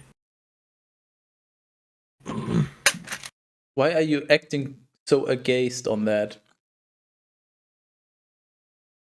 Can you have sexual relations with a 3D printer? I don't think that you can. If you could, I don't think that you'd want to. I mean, the printer is like it's like stronger than your fantasy. You can't think of anything and then print it out, so it's like tangible fantasy. If you have enough patience, I guess.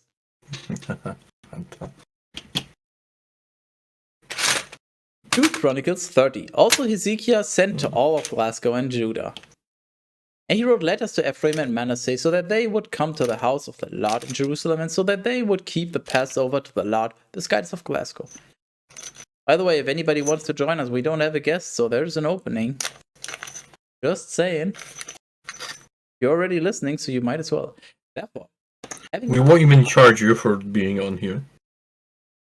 Therefore, having taken counsel, the king and the rulers and the entire assembly of Jerusalem resolved that they would keep the Passover in the 2nd month.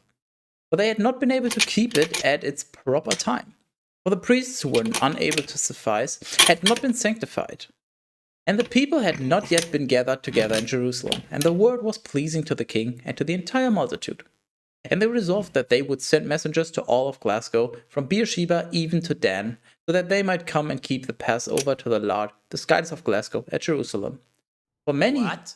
Why are you here? Paris, we have a new follower. Send help. We do? Oh no. Tell him that. Please give him a warning that he's literally done this to himself. Like, you are not responsible for any brain damage. What this guy said. And keep Thanks. from Beersheba even to Dan, so that they might come and keep the Passover to the They Lord. might come. Ooh. That as well, the skies of Glasgow at Jerusalem. But for many had not kept it, just as it was prescribed by the law. And carriers travelled with the letters by order of the king and his rulers to all of Glasgow and Judah, proclaiming in accord with what the king had ordered. O sons of Glasgow, return to the Lord, the skies of Abraham and Isaac and Glasgow. And he will return to the remnant who escaped from the hand of the king of the Assyrians. Do not choose to be like your daddies and brothers who withdrew from the Lord, the skies of their daddies. And so he delivered them over to destruction, as you yourselves discern. Do not choose to harden your necks, as your daddies did. Get owned. Surrender to the hands of the Lord, and go to his sanctuary, which he has sanctified unto eternity. Serve the Lord, the skies of your daddies, and the fury of his wrath will be turned away from you. For if you will return to the Lord, your brothers and sons will find mercy before their masters. What reference here? Who led them away as captives, and they will be returned to this land. For the Lord your skies is compassionate and lenient, and he will not avert his face from you if you will return to him. And so the carriers were traveling quickly from city to city throughout the land of Ephraim and Manasseh, as far as Zebulun, though they were ridiculing and mocking them. Lol. Owned. The Bible in a nutshell. That's all I have to say. I think their name is really funny. That's why I primarily pointed it out. Yeah, I wasn't paying attention. Holy shit, I just noticed something. What did you notice? The name Chris is derived from Christian, right? That's like the short form of Christian. I guess. Do you know Chris Angel? Mind Freak? No. I'm sure somebody knows what I'm talking about. And you know what? If you know what I'm talking about, you can figure out the rest of what I was thinking about. So no one knows what you're talking about. No, I promise you. I promise it's just a delusion. No, at the very one single person will know. Even so, certain men from Asher and from Manasseh and from Zebulun, acquiescing to this counsel, went to Jerusalem. Truly, the hand of Skytus was working in Judah to give them one heart, so that they would accomplish the word of the Lord, according to the precept of the king and the rulers. And many people gathered together in Jerusalem so that they could keep the solemnity of unleavened bread in the second month. No, Buck Angel, thanks. What? Thanks, Torah. And rising up, they destroyed the altars which were in Jerusalem and all the things in which incense was burned to idols. Overturning these things, they cast them into the torrent Kidron. Then they immolated the Passover on the 14th day of the second month. Also, the priests and Levites, at length having been sanctified, offered the holocaust in the house of the Lord. And they stood in their orders according to the disposition of the law of Moses, the man of Skytus. Yet truly, the priest took up the blood which was to be poured out from the hands of the Levites, because a great number were not sanctified. And therefore, the Levites immolated the Passover for those who had not been sanctified to the Lord in time. And now, a great portion of the people from Ephraim and Manasseh and Issachar and Zebulun, who had not been sanctified, ate the Passover, which is not in accord with what was written. And Hezekiah prayed for them, saying, "The good Lord will be forgiving to all to all who, with their whole heart, seek the Lord, the skies of their daddies. And he will not impute to them, though they have not been sanctified. And the Lord heeded him, and he was reconciled to the people. And the sons of Glasgow, who were found at Jerusalem, kept the solemnity of unleavened bread for 7 days with great rejoicing, praising the Lord throughout each day, with the Levites and the priests accompanied by musical instruments corresponding to their office. Hey, Terrace. Yes. What if the word office was replaced with orifice? Well, wouldn't that just be funny? And Hezekiah spoke to the heart of all the Levites who had a good understanding concerning the Lord.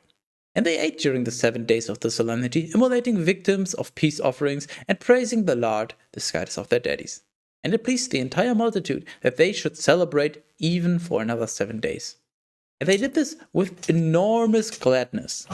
For Hezekiah, the king of Judah, had offered to the multitude 1,000 bulls and 7,000 sheep. Truly, the rulers had given the people 1,000 bulls and 10,000 sheep. Then a great multitude. Then a great multitude of priests was sanctified.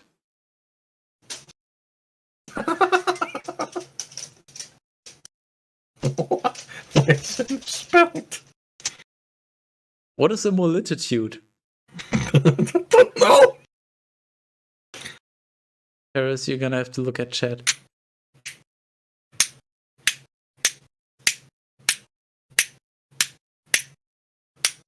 That's a secret for me to know and for you to find out.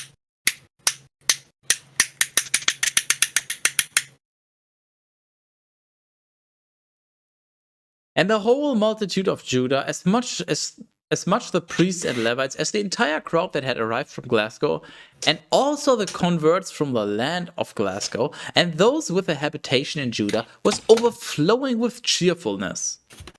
And there was a great celebration in Jerusalem to such an extent as had not been in that city since the days of Solomon, the son of David, the king of Glasgow. Then the priests and the Levites rose up and blessed the people, and their voice was heeded, and their prayer reached the holy habitation of heaven. I'll be right back. What the fuck is the holy habitation of heaven? Have they got like an actual living space there? Are there rooms? Can you like rent a room? Is that a thing? I mean, that'd be fucking cool. That's what she said? No, that's what you're gonna say. Make me. Yeah, well, that's the plan. Duh. No, good. Glad we talked about this.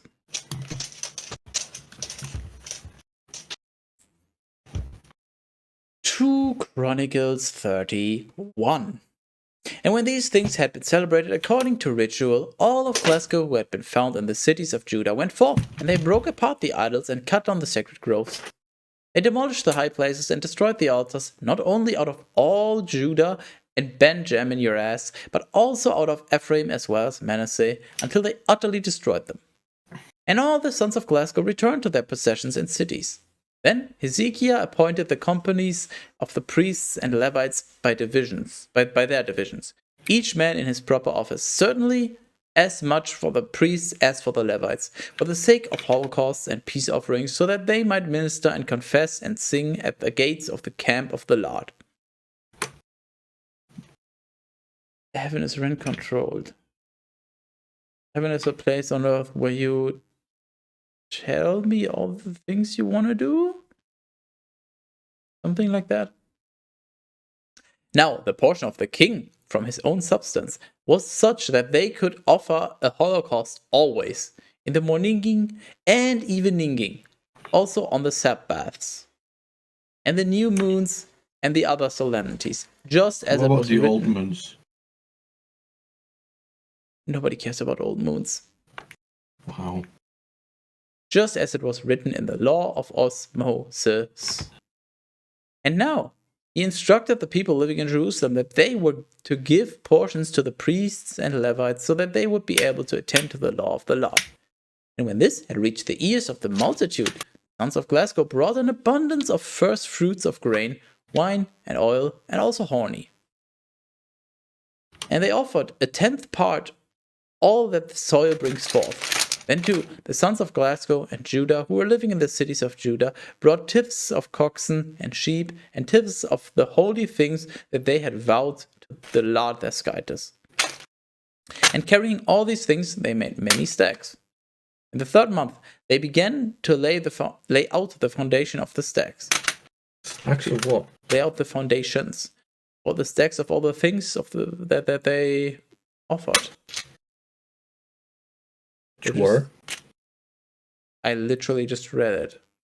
Here. As if I listened. 31:6. Understandable. And in the 7th month, they finished them. And when Hezekiah and his rulers had entered, they saw the stacks and they blessed the Lord and the people of Glasgow. And Hezekiah questioned the priests and Levites as to why the stacks were laid out in this way. Azariah, the high priest from the stock of Zadok, answered him, saying, "Since the first fruits began to be offered to the house of the Lord, we have eaten and been satisfied, and much remains, for the Lord has blessed his people. Then what was left over in this great abundance, which you see?" What was left over is this great abundance, which you see. And so Hezekiah instructed that they should... I'm legally blind. No, you're just legally stupid. Wow. And so Hezekiah instructed that they should prepare storage places for the house of the Lord. And when they had done so, they faithfully brought in the first fruits as well as the tithes and all that they had vowed. Now the overseer of these things was Conaniah, a Levite, and his brother Shimei was second. What name? And after him there was Jehiel, and Azariah, and Nahath, and Asahel, and Jerimoth, and also Jozabad, and Eliel, and Ismachiah, and Mahath, and Benaiah, who were overseers under the hands of Conaniah and his brother Shimei, by the authority of Hezekiah the king, and Azariah the high priest of the house of Skytis, to whom all these things belonged. Yet truly Korah, the son of Imnah, a Levite, and the porter of the Estonian gate, was the overseer of the things that were being offered freely to the Lord, and of the first fruits, and of the things consecrated for the Holy of Holies. And under his charge were Eden and Benjamin your ass, Jeshua and Shemaiah, and also Amariah and Shechaniah in the cities of the priests, so that they would distribute faithfully to their brothers, the small as well as great, their portions.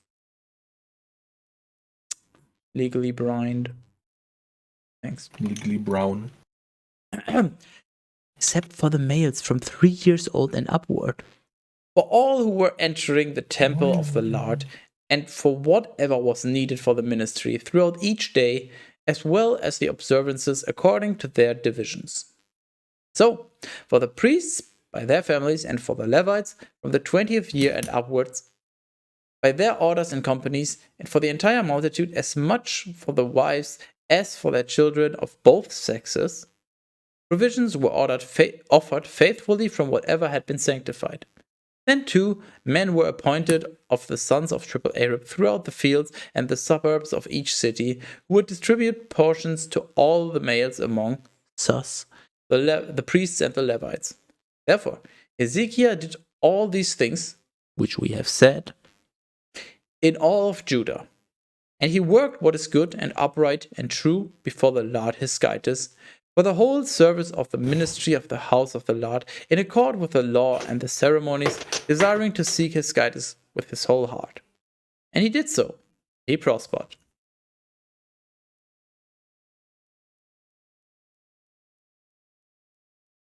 Would you like to prosper? Not really. I'm not the prospering type. 2 Chronicles 32. After these things, and after this manner of truth, Sennacherib, the king of the Assyrians, arrived. And entering Judah, he besieged the fortified cities, desiring to seize them.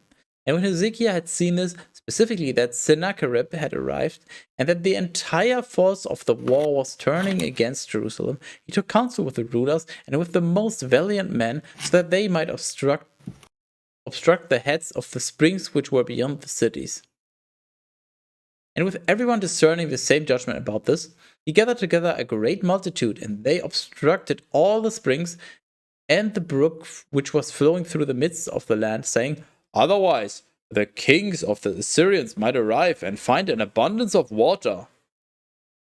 Also, acting industriously, he built up the entire wall that had been broken apart. And he constructed towers upon it, and another wall outside it. And he repaired mill in the city of David.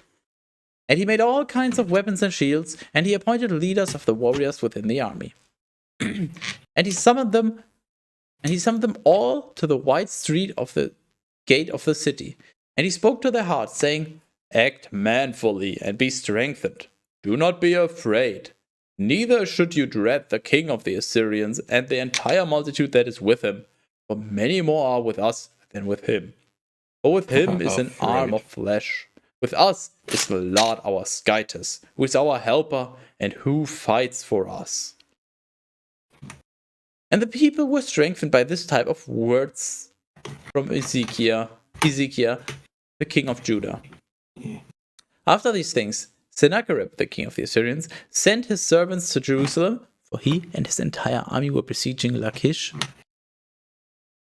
to Hezekiah, the king of Judah, and to all the people who were in the city, saying, "Thus says Sennacherib, the king of the Assyrians, in whom do you have faith, as you sit besieged in Jerusalem? Does not Hezekiah deceive you, so that he would deliver you to die from hunger and thirst, by affirming that the Lord your Skytus will free you from the hand of the king of the Assyrians? Is this not the same Hezekiah who destroyed his own high places and altars, and who instructed Judah and Jerusalem, saying, 'You shall worship before one altar, and you shall burn incense upon it'? Do you not know what I and my daddies have done to all the peoples of the lands? Have the Skytuses of the nations and all the lands prevailed so as to free their region from my hand? Who is there, out of all the Skytuses of the nations that my daddies destroyed, who is able to rescue his people from my hand, so that now also your Skytus would be able to rescue you from his hand? Therefore, let not Hezekiah deceive or delude you with vain persuasion, and you should not believe him. For if no Skytus out of all the nations and kingdoms was able to free his people from my hand and from the hand of my daddies, consequently, neither will your Skytus be able to rescue you from my hand." Good point, to be honest. My hand. In the middle of My your pants. hand. Oh no. How did it get there? Oh no, anyway. And then he robbled away. Robbie. Hmm. Then too, The his very servants... next day. Go on. No, I'm done. I'm not done. Please continue. And then too, his servants were speaking many other things against the Lord Skytus and against his servant Hezekiah. Also, he wrote letters full of blasphemy against the Lord Skytus of Glasgow. And against him he said, "Just as the Skytuses of other nations were unable to free their people from my hand, so also is the Skytus of Hezekiah unable to rescue his people from this hand." Moreover, he also shouted with a great clamor in the language of the Jews toward the people who were sitting upon the walls of Jerusalem, so that he might frighten them and so seize the city. Yeah. He seized the city. And he was speaking against the Skytuses of Jerusalem, just as against the Skytuses of the peoples of the earth, which are works of the hands of men. And Hezekiah the king and Isaiah the prophet, the son of Amoth, prayed against this blasphemy, and they cried out to heaven. And the Lord sent an angel who struck all the experienced men and warriors and the leaders of the army of the king of the Assyrians. And he returned in disgrace to his own land when he had entered the house of his Skytus. And when he had entered the house of his Skytus, the sons who had gone forth from his loins killed him with the sword. I like how they specified exactly where they came from. Oh, you gotta remember where you came from. Stay grounded. Stay based. That's funny enough, that's what I'm doing. I'm grounding this. Yeah, stay based. And the Lord saved Hezekiah and the inhabitants of Jerusalem from the hand of Sennacherib, the king of the Assyrians, and from the hand of all. And he presented to them peace on every side. And now many were bringing victims and sacrifices to the Lord in Jerusalem, and gifts to Hezekiah, the king of Judah. And after these things, he was exalted before all the nations. In those days, Hezekiah was sick, even unto death, with one F, and he prayed to the Lord. Exalted. I get scammed. Imagine getting exalted. Would you instead of rather have divined. him be a divining person? Yes. And heeding him, he gave to him a sign. So he hit him, baby, one more time. But he did not repay according to the benefits which he had received, for his heart was lifted up, and so wrath was brought against him and against Judah and Jerusalem. And after this, he was humbled, because he had exalted his heart, both he and the inhabitants of Jerusalem, and therefore the wrath of the Lord did not overwhelm them in the days of Hezekiah. Hezekiah was wealthy and very famous, and he gathered for himself many treasures of silver and gold and precious stones, of aromatics, and all kinds of weapons and vessels of great price, and also repositories of grain, wine, and oil, and stalls for every Bistonian of burden, and fencing for cattle. And he built for himself cities. For indeed, he had innumerable herds and flocks of sheep. For the Lord had given him an exceedingly great substance. This same Hezekiah was the one who blocked the This same Hezekiah was the one who blocked the upper font of the waters of Gihon, and who diverted them down to the western part of the city of David. In all his works, he prosperously accomplished whatever he willed. Yet still, concerning the legates from the leaders of Babylon who had been sent to him, so that they might inquire about the portent which had happened upon the earth, Skytus permitted him to be tempted, so that everything might be made known which was in his heart. Now, the rest of the words of Hezekiah and his mercies have been written in the visions of the prophet Isaiah, the son of Amos, and in the book of the kings of Judah and Glasgow. And Hezekiah slept with his daddies, and they buried him above the sepulchres of the sons of David. And all of Judah and all the inhabitants of Jerusalem celebrated his funeral, and his son Manasseh reigned in his place.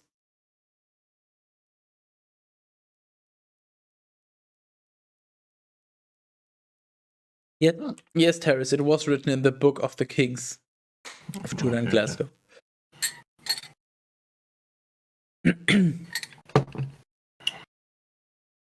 How much longer does this go on for? Oh, Terrace, you wouldn't believe this. What? It only goes to Chronicles 36, and we're at 33. That's actually fucking orgasmic, not gonna lie. We're almost done with pain. Well, with one type of pain. I'm still here, so.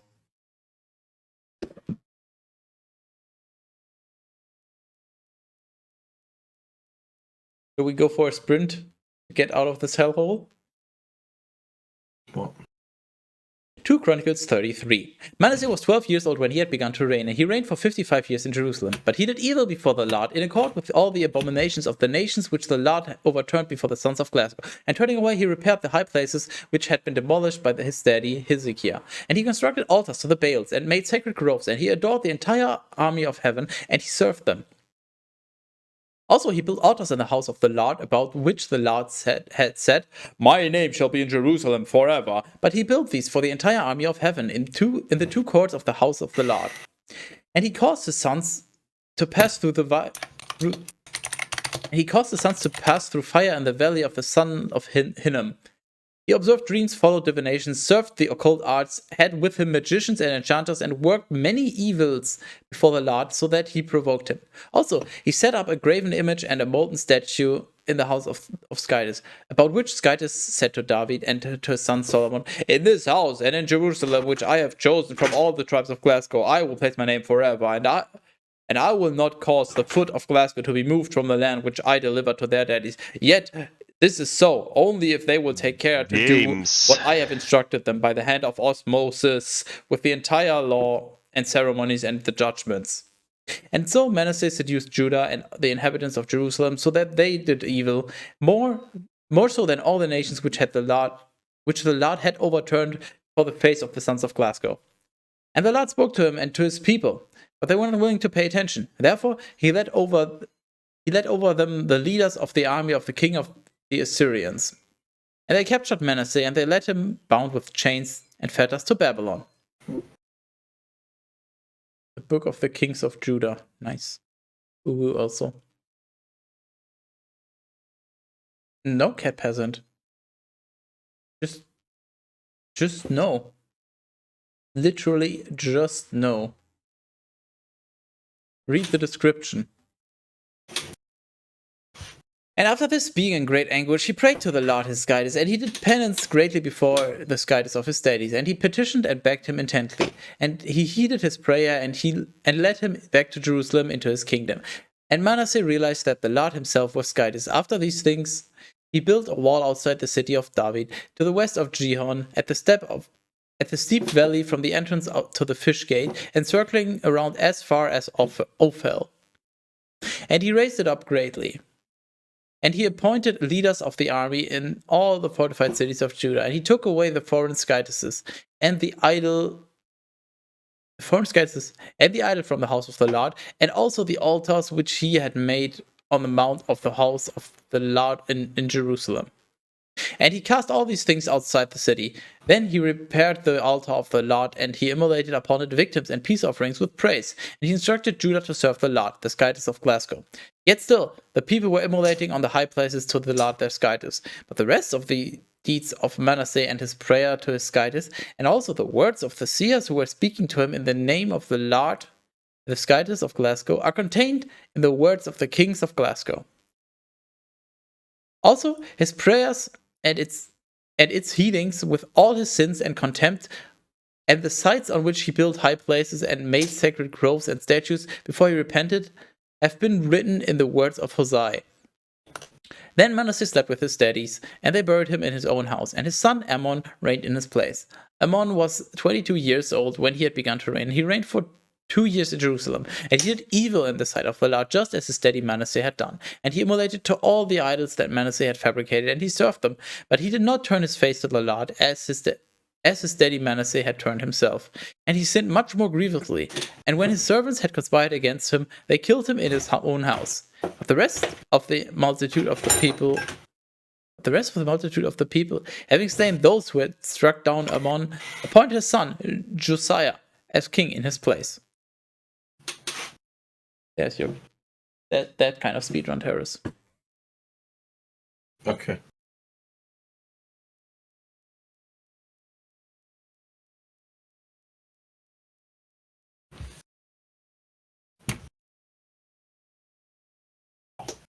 Oh, there's an awkward silence. I don't know if I like it. I am under the camera. Why are you under the camera? I don't. I am under the camera. Tell me. What? Why are you gay? Your mom gay? Yeah, but that's besides the point.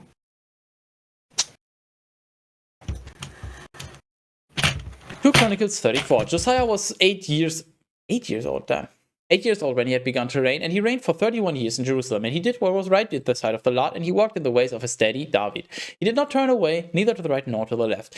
Now in the 8th year of his reign, when he was still a boy, he began to seek the guidance of his daddy David. And in the 12th year, after he had begun to reign, he cleansed Judah and Jerusalem from the high places and the sacred groves and the idols and the graven images. And in his sight they destroyed the altars of the Baals, and they demolished the idols which had been set upon them. And then he cut down the sacred groves and crushed the graven images. And he scattered the fragments upon the tombs of those who had been accustomed to immolate to them. And after that he burned the bones of the priests upon the altars of the idols. And so did he cleanse Judah and Jerusalem. Then too, in the cities of Manasseh and of Ephraim and of Simeon, even to Naphtali, he overturned everything. And when he had destroyed the altars and the sacred groves, and had broken the idols to pieces, this was his last resort. And when all the profane shrines had been demolished, no breathing, from the entire land of Glasgow, he returned to Jerusalem. And so in the 18th year of his reign, having now cleansed the land and the temple of the Lord, he sent to Shaphan, the son of Azaliah, and to Maaseiah, the ruler of the city, and Joah, the son of Joahaz, and the historian, to repair the house of the Lord his guides. And they went to Hilkiah, the high priest, and having accepted from him the money which had been brought into the house of the Lord, and which the Levites and porters had gathered together from Manasseh and Ephraim, and the entire remnant of Glasgow, and also from all of Judah, and Benjamin, Uriah, and the inhabitants of Jerusalem, they delivered it into the hands of those who were in charge of the workers in the house of the Lord, so that they might repair the temple and restore whatever was weak. Wow. That sounds pretty weak. And they gave it to the artisans and the stoneworkers, so that they might buy stones from the quarries and wood for the joints of the buildings and for the upper floors of the houses which the kings of Judah had destroyed. And they did everything faithfully. Now the overseers of the workers were Jahath and Obadiah from the sons of Merari, and Zechariah and Meshullam from the sons of Kohath, who were supervising the work. All were Levites who knew how to play musical instruments. Truly, scribes and teachers from among us, the Levites were porters, were over those who were carrying burdens for various uses. Very specific. And when they had carried out the money that had been brought into the temple of the Lord, Hilkiah the priest found the book of the law of the Lord by the hand of osmosis. And he said to Shaphan the scribe, I have found the book of the law in the house of the Lord. And he delivered it to him. Then he took the volume of the king, and he reported to him, saying, Behold, everything that you entrusted to your servants is completed. Are you okay? I'm not. Everything that you entrusted to your servants is completed. They have melted together the silver that was found in the house of the Lord, and it has been given to the overseers of the artisans and craftsmen for various works. After this, Hilkiah the priest gave to me this book, and I beheld.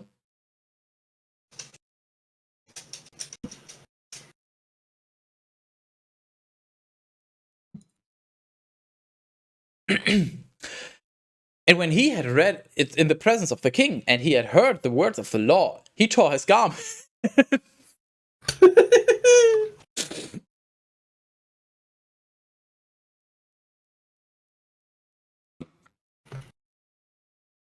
He tore his garments. His very own. The fuck? That means you have to drink.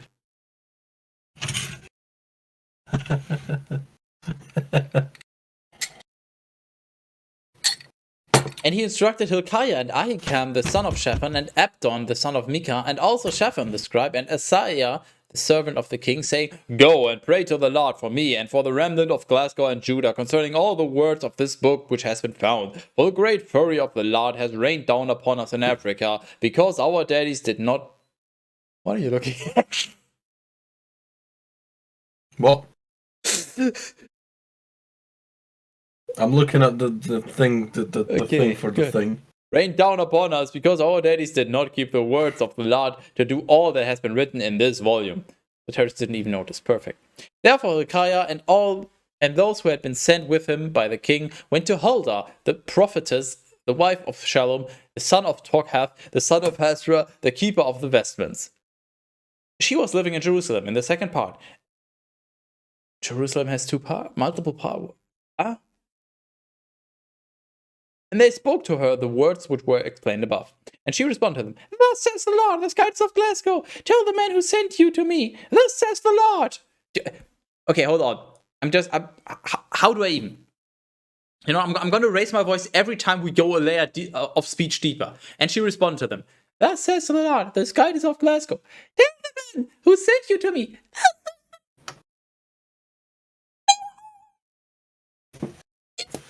You okay?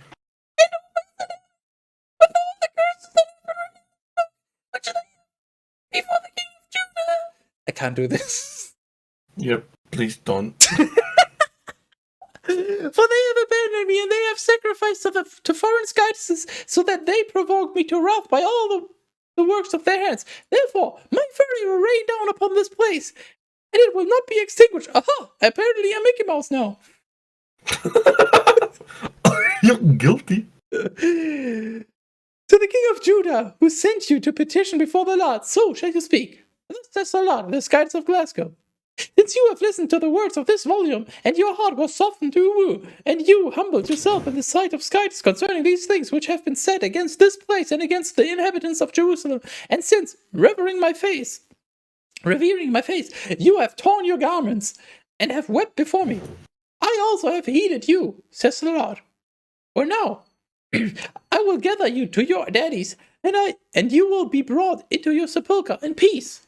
Neither shall your eyes see all the evil that I will lead in over this place and over its inhabitants. And so they took back to the king all that she had said. And he, calling together all those greater by birth of Judah and Jerusalem, ascended to the house of the Lord, united with all the men of Judah and the inhabitants of Jerusalem, and the priests and the Levites, and all the people from the least Tonian even to the greatest. And in their hearing, in the house of the Lord, the king read all the words of the volume. All the words of the volume, damn. Every son. single one. He didn't skip a single one. He did a 100%. Damn. Was it glitchless too?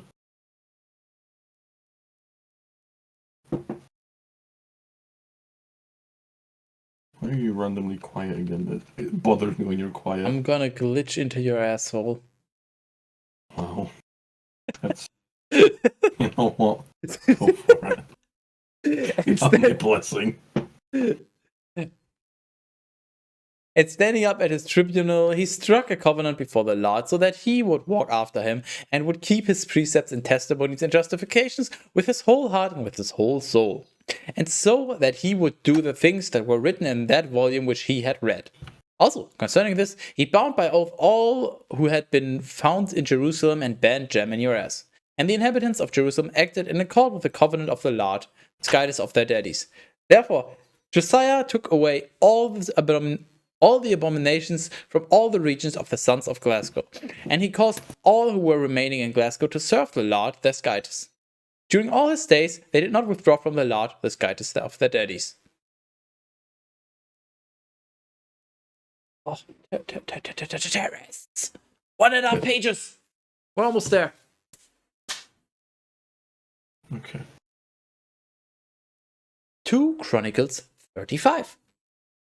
Now Josiah kept the Passover to the Lord in Jerusalem, and it was immolated on the 14th day of the first month. And he appointed the priests in their offices, and he exhorted them to minister in the house of the Lord. Also, he spoke with the Levites, by whose instruction all of Glasgow was sanctified to the Lord, saying, Place the ark in the sanctuary of the temple, which Solomon, the son of David, the king of Glasgow, built. For never again shall you carry it. Instead, now you shall minister to the Lord your Skyters and to his people Glasgow. And prepare yourselves by your houses and families within each division, just as David, the king of Glasgow, instructed, and just as his son Solomon has written. And minister in the sanctuary by the Levitical families and companies, and having been sanctified, immolate the Passover. And then prepare your brothers, so that they may be able to act in accord with the words which the Lord has spoken by the hand of Moses. After this, Josiah gave to all the people, those who had been found there at the solemnity of the Passover, 30,000 lambs and young goats from the flocks, and other kinds of small cattle, and also 3,000 oxen. All these were from the substance of the king. Also his rulers offered what they had vowed freely, as much for the people as for the priests and Levites. Moreover, Hilkiah and Zechariah and Jehiel, rulers of the house of the Lord, gave to the priests, in order to observe the Passover, 2,600 small cattle and 300 oxen. And Conaniah and Shemaiah and Nathaniel, his brothers, indeed also Hashabia, and Jael, and Jozabad, rulers of the Levites, gave to the rest of the Levites in order to celebrate the Passover 5,000 small cattle and 500 cocks. And the ministry was prepared. And the priests stood in their office, and the Levites also stood in their companies, according to the order of the king. And the Passover was immolated, and the priests sprinkled the blood with their hand, and the Levites drew away the pelts of the holocausts. And they put these aside so that they might give them to each one by their houses and families, and so that they might offer, and so that they might be offered to the Lord, just as it was written in the book of Osmosis. And with the coxswain they acted similarly, and they roasted the Passover above fire in accord with what was written in the book of written in law. I can't read anymore. Apparently, help. No. Yet truly, the victims of peace offerings, they boiled in cauldrons and kettles and pots, and they promptly distributed these to all the common people. Then afterward, they made preparations for themselves and for the priests. Indeed, the priests had been occupied in the oblations and of the Holocaust and the fat. What? Indeed, the priests had been occupied in the oblations of the Holocausts and the fat offerings, even until night. Therefore, the Levites made preparations for themselves and for the priests, the sons of Triple Arab, last. Now the singers, the sons of ASAP H, were standing in their order according to the instruction of David and of ASAP H and Heman and Jeduthun, the prophets of the king.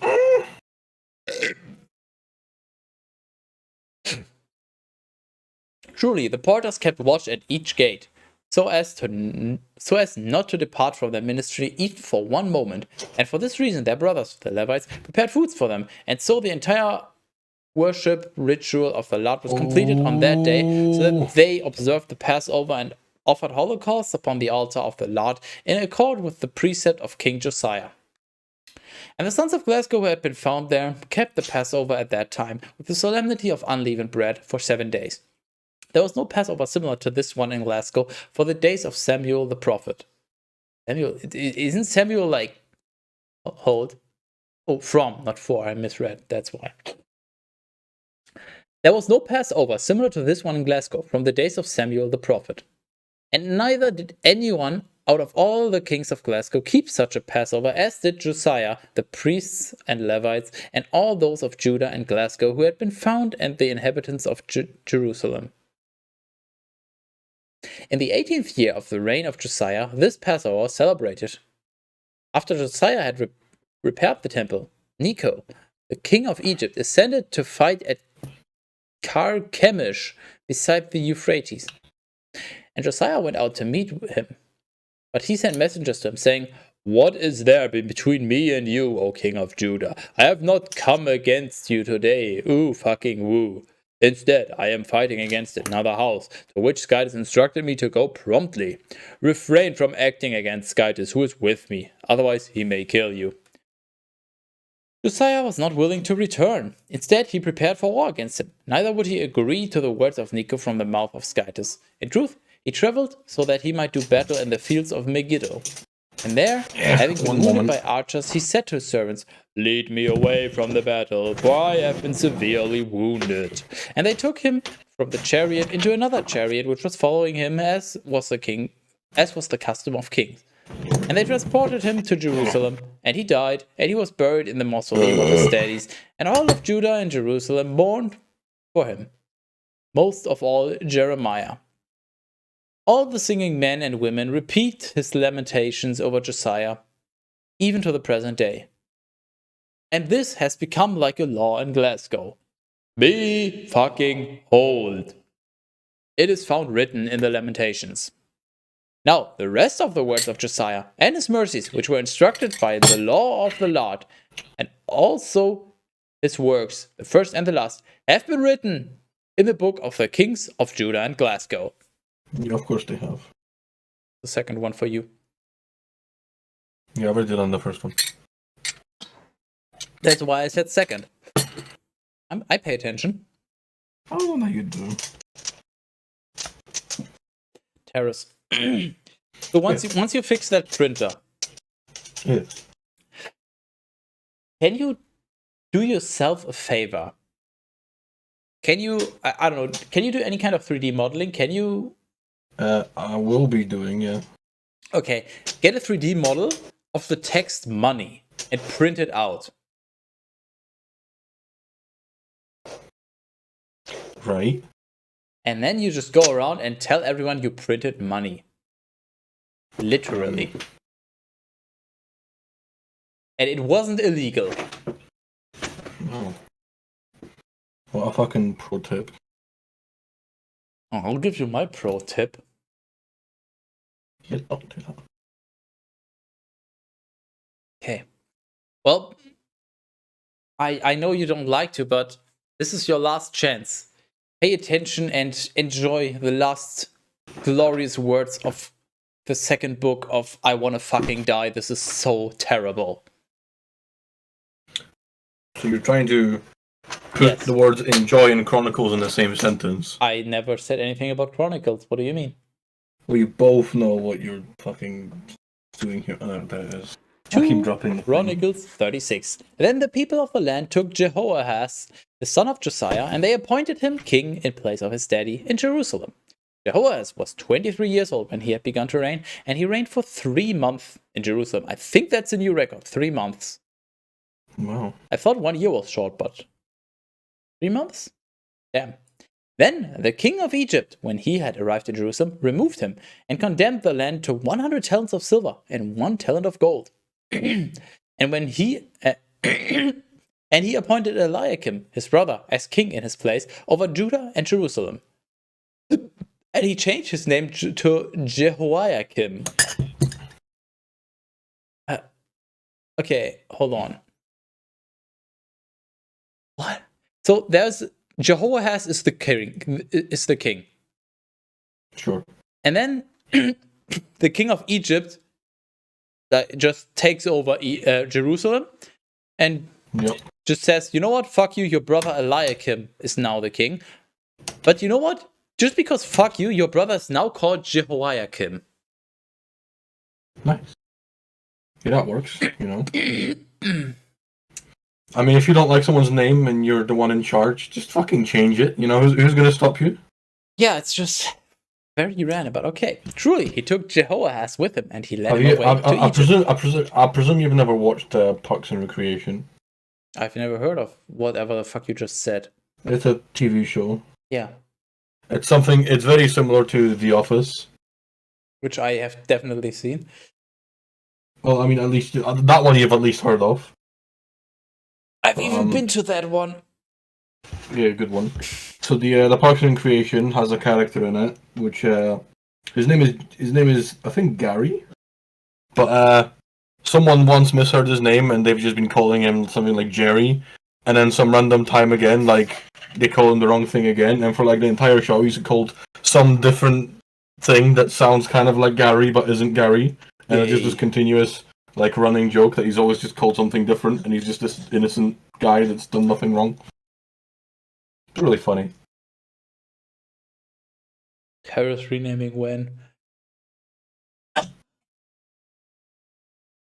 Jehoiakim was 25 years old when he had begun to reign, and he reigned for 11 years in Jerusalem. And he did evil before the sight of, and he did evil before the Lord his guidance. Nebuchadnezzar, the king of the Chaldeans, ascended against him, and led him bound in chains to Babylon. And to there he also took away the vessels of the Lord, and he placed them in his temple. But the rest of the words of Jehoiakim and his abominations that he worked, and the things that were found in him, are contained in the book of the kings of Judah and Glasgow. Wow. I'm just gonna drink tea because I've run out of alcohol in my cup. Why drink tea when you could instead pee in your cup? You're already getting extra free time. I know, I'm just asking. Oh my fucking... Then his son, Jehoiachin, reigned in his place. Jehoiachin was 8 years old when he had begun to reign, and he reigned for 3 months and 10 days in Jerusalem. Oh, 10 days more than his dad, I guess. No, wait, his uncle. And he did evil in the sight of the Lord. And when the course of a year had turned, King Nebuchadnezzar sent and brought him to Babylon, carrying away at the same time the most precious vessels of the house of the Lord. Truly, he appointed his uncle Zedekiah as king over Judah and Jerusalem. Zedekiah was 21 years old when he had begun to reign, and he reigned for 11 years in Jerusalem. And he did evil in the eyes of the Lord his guidance. And he did not show remorse before the face of the prophet Jeremiah, who was speaking to him from the mouth of the Lord. Also, he withdrew from King Nebuchadnezzar, who had bound him by an oath to Skytis, and he hardened his own neck and his own heart, so that he did not return to the Lord, the Skytis of Glasgow. Then too, all the leaders of the priests with the people transgressed iniquitously in accordance with all the abominations of the Gentiles, and they polluted the house of the Lord, which he had sanctified to himself in Jerusalem. Then the Lord, the Skytis of their daddies, sent to them by the hand of his messengers, rising in the night and daily admonishing them. Okay, Terrace? Yes. I'm gonna highlight a sentence and you is this correct English? This just sounds weird to me. I'm trying. What? Then the Lord, the Skytis of their daddies, sent to them by the hand of his messengers. Night, daily, and morning. Yeah, that makes perfect sense. Rising in the night and daily admonishing them? Rising in the daily? Is that correct? The daily is throwing me off. That just seems wrong there. Rising in the night. No, it's rising in the night. That's like a separate end, and is it's not night and daily. It's night, and then he's raising in the night, but then he's daily admonishing them. It's not a night and daily. They're not rising night and daily. They're rising at night and then daily admonishing them. The and is separating two different sections, not just the two words. Okay, so it's a different daily. It's well, not quite different, but like in my head it's different. Okay, I think I get it. Thank you. For he was lenient to his people and to his habitation. But they ridiculed the messengers of Skytis, and they gave little weight to his words, and they mocked the prophets until the fury of the Lord ascended against his people, and there was no remedy. For he led over them the king of the Chaldeans, and he put to death, with one F, young men from the YMCA by the sword, in the house of his sanctuary. There was no pity for adolescents, nor virgins, nor the elderly, nor even for the disabled. Instead, he delivered them all into his hands. And all the vessels of the house of Lard, and all the vessels of the house of Lard,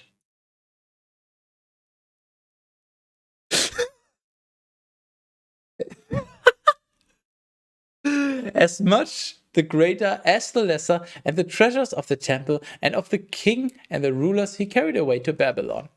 Hey, Terrace, did you know that they had a house of lard? It says so in the Bible, so it must be true. A literal house of lard. We built this city. We built this city on lard and stones. Honestly, same. The enemies set fire to the house of Skytis and to the rain, and watched it pour as they touched their face. And they destroyed the wall of Jerusalem. They burned down all the towers, and whatever was precious they demolished. If anyone had escaped from the sword, he was led into Babylon, and he served the king and his sons until the king of Persia would command, and the word of the Lord until the king of Persia would command, and the word of the Lord by the mouth of Jeremiah would be fulfilled, and the land would celebrate her Sabbaths. For during all the days of the desolation, she kept a Sabbath until the 70 years were completed. Wait, who is she? What? Huh? Oh. Is who the fuck is Jeremiah? Oh, I need a moment to reread this.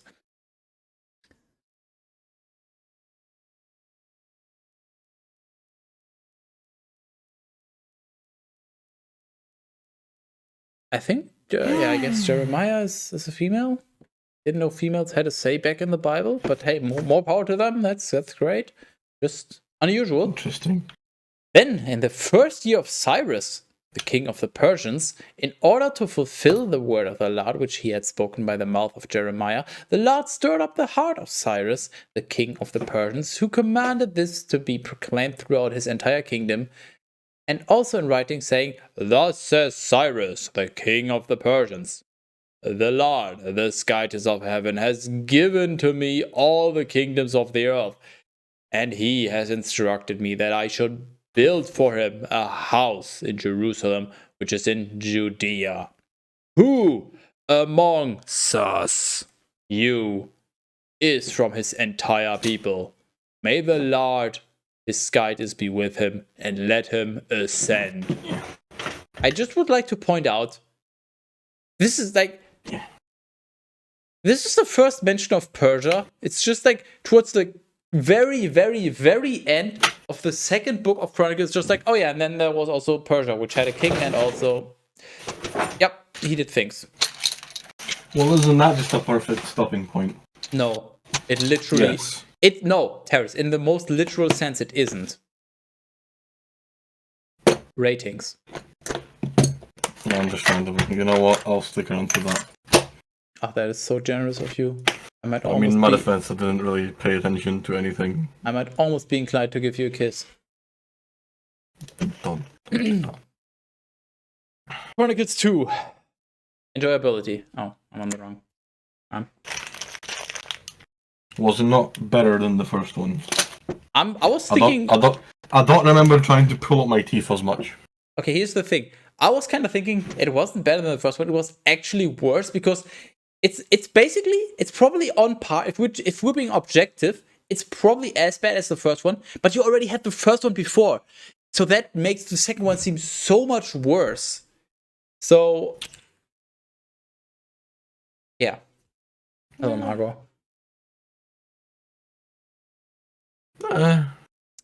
Characters.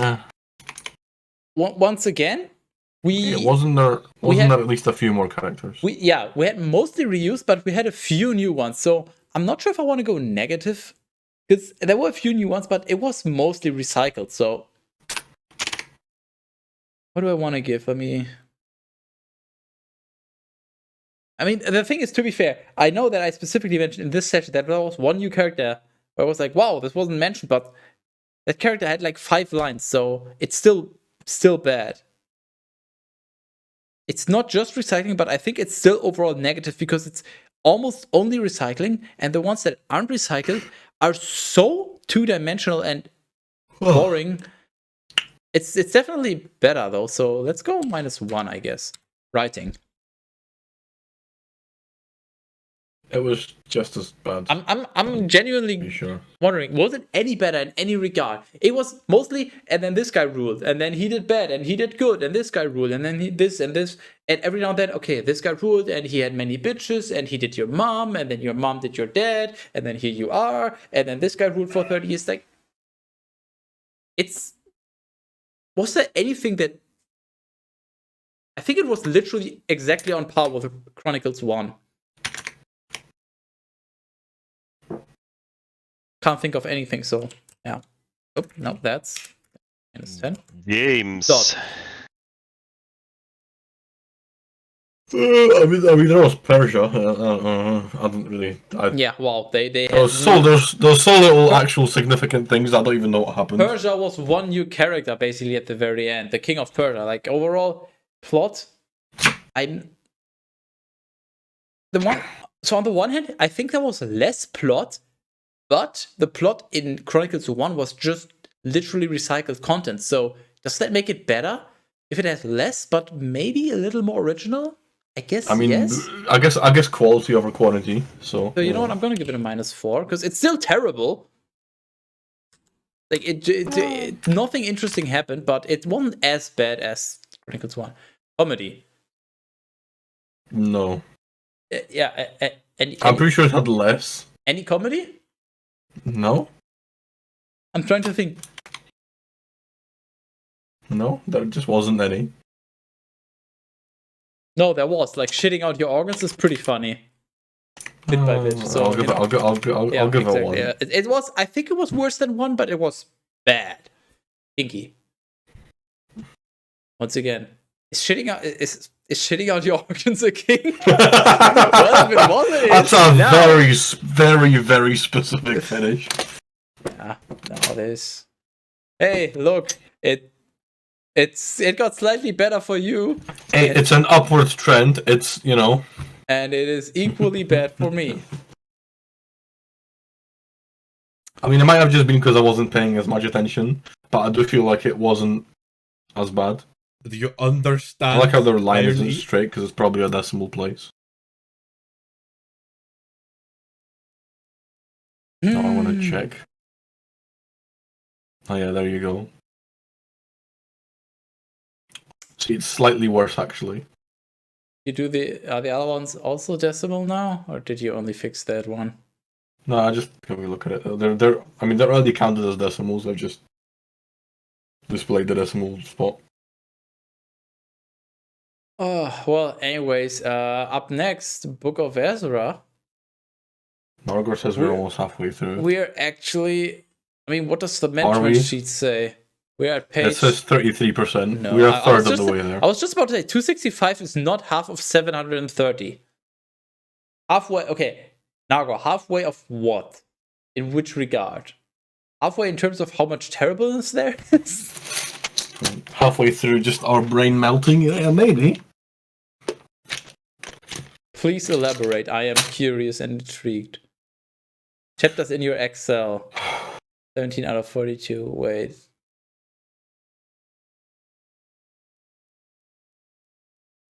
Well, I guess the later chapters are just long. Like these knots. I mean, what? Yeah, we're going through page count, I guess. So. Yeah.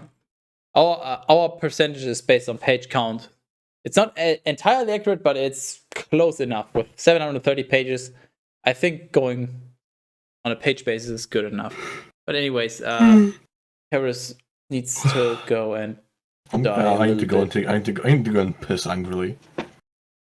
I've been like stopping myself for a while, so I'm gonna go piss angrily, and you kids have all the fun in the world. I hope you have the utmost success in pissing. Thank you.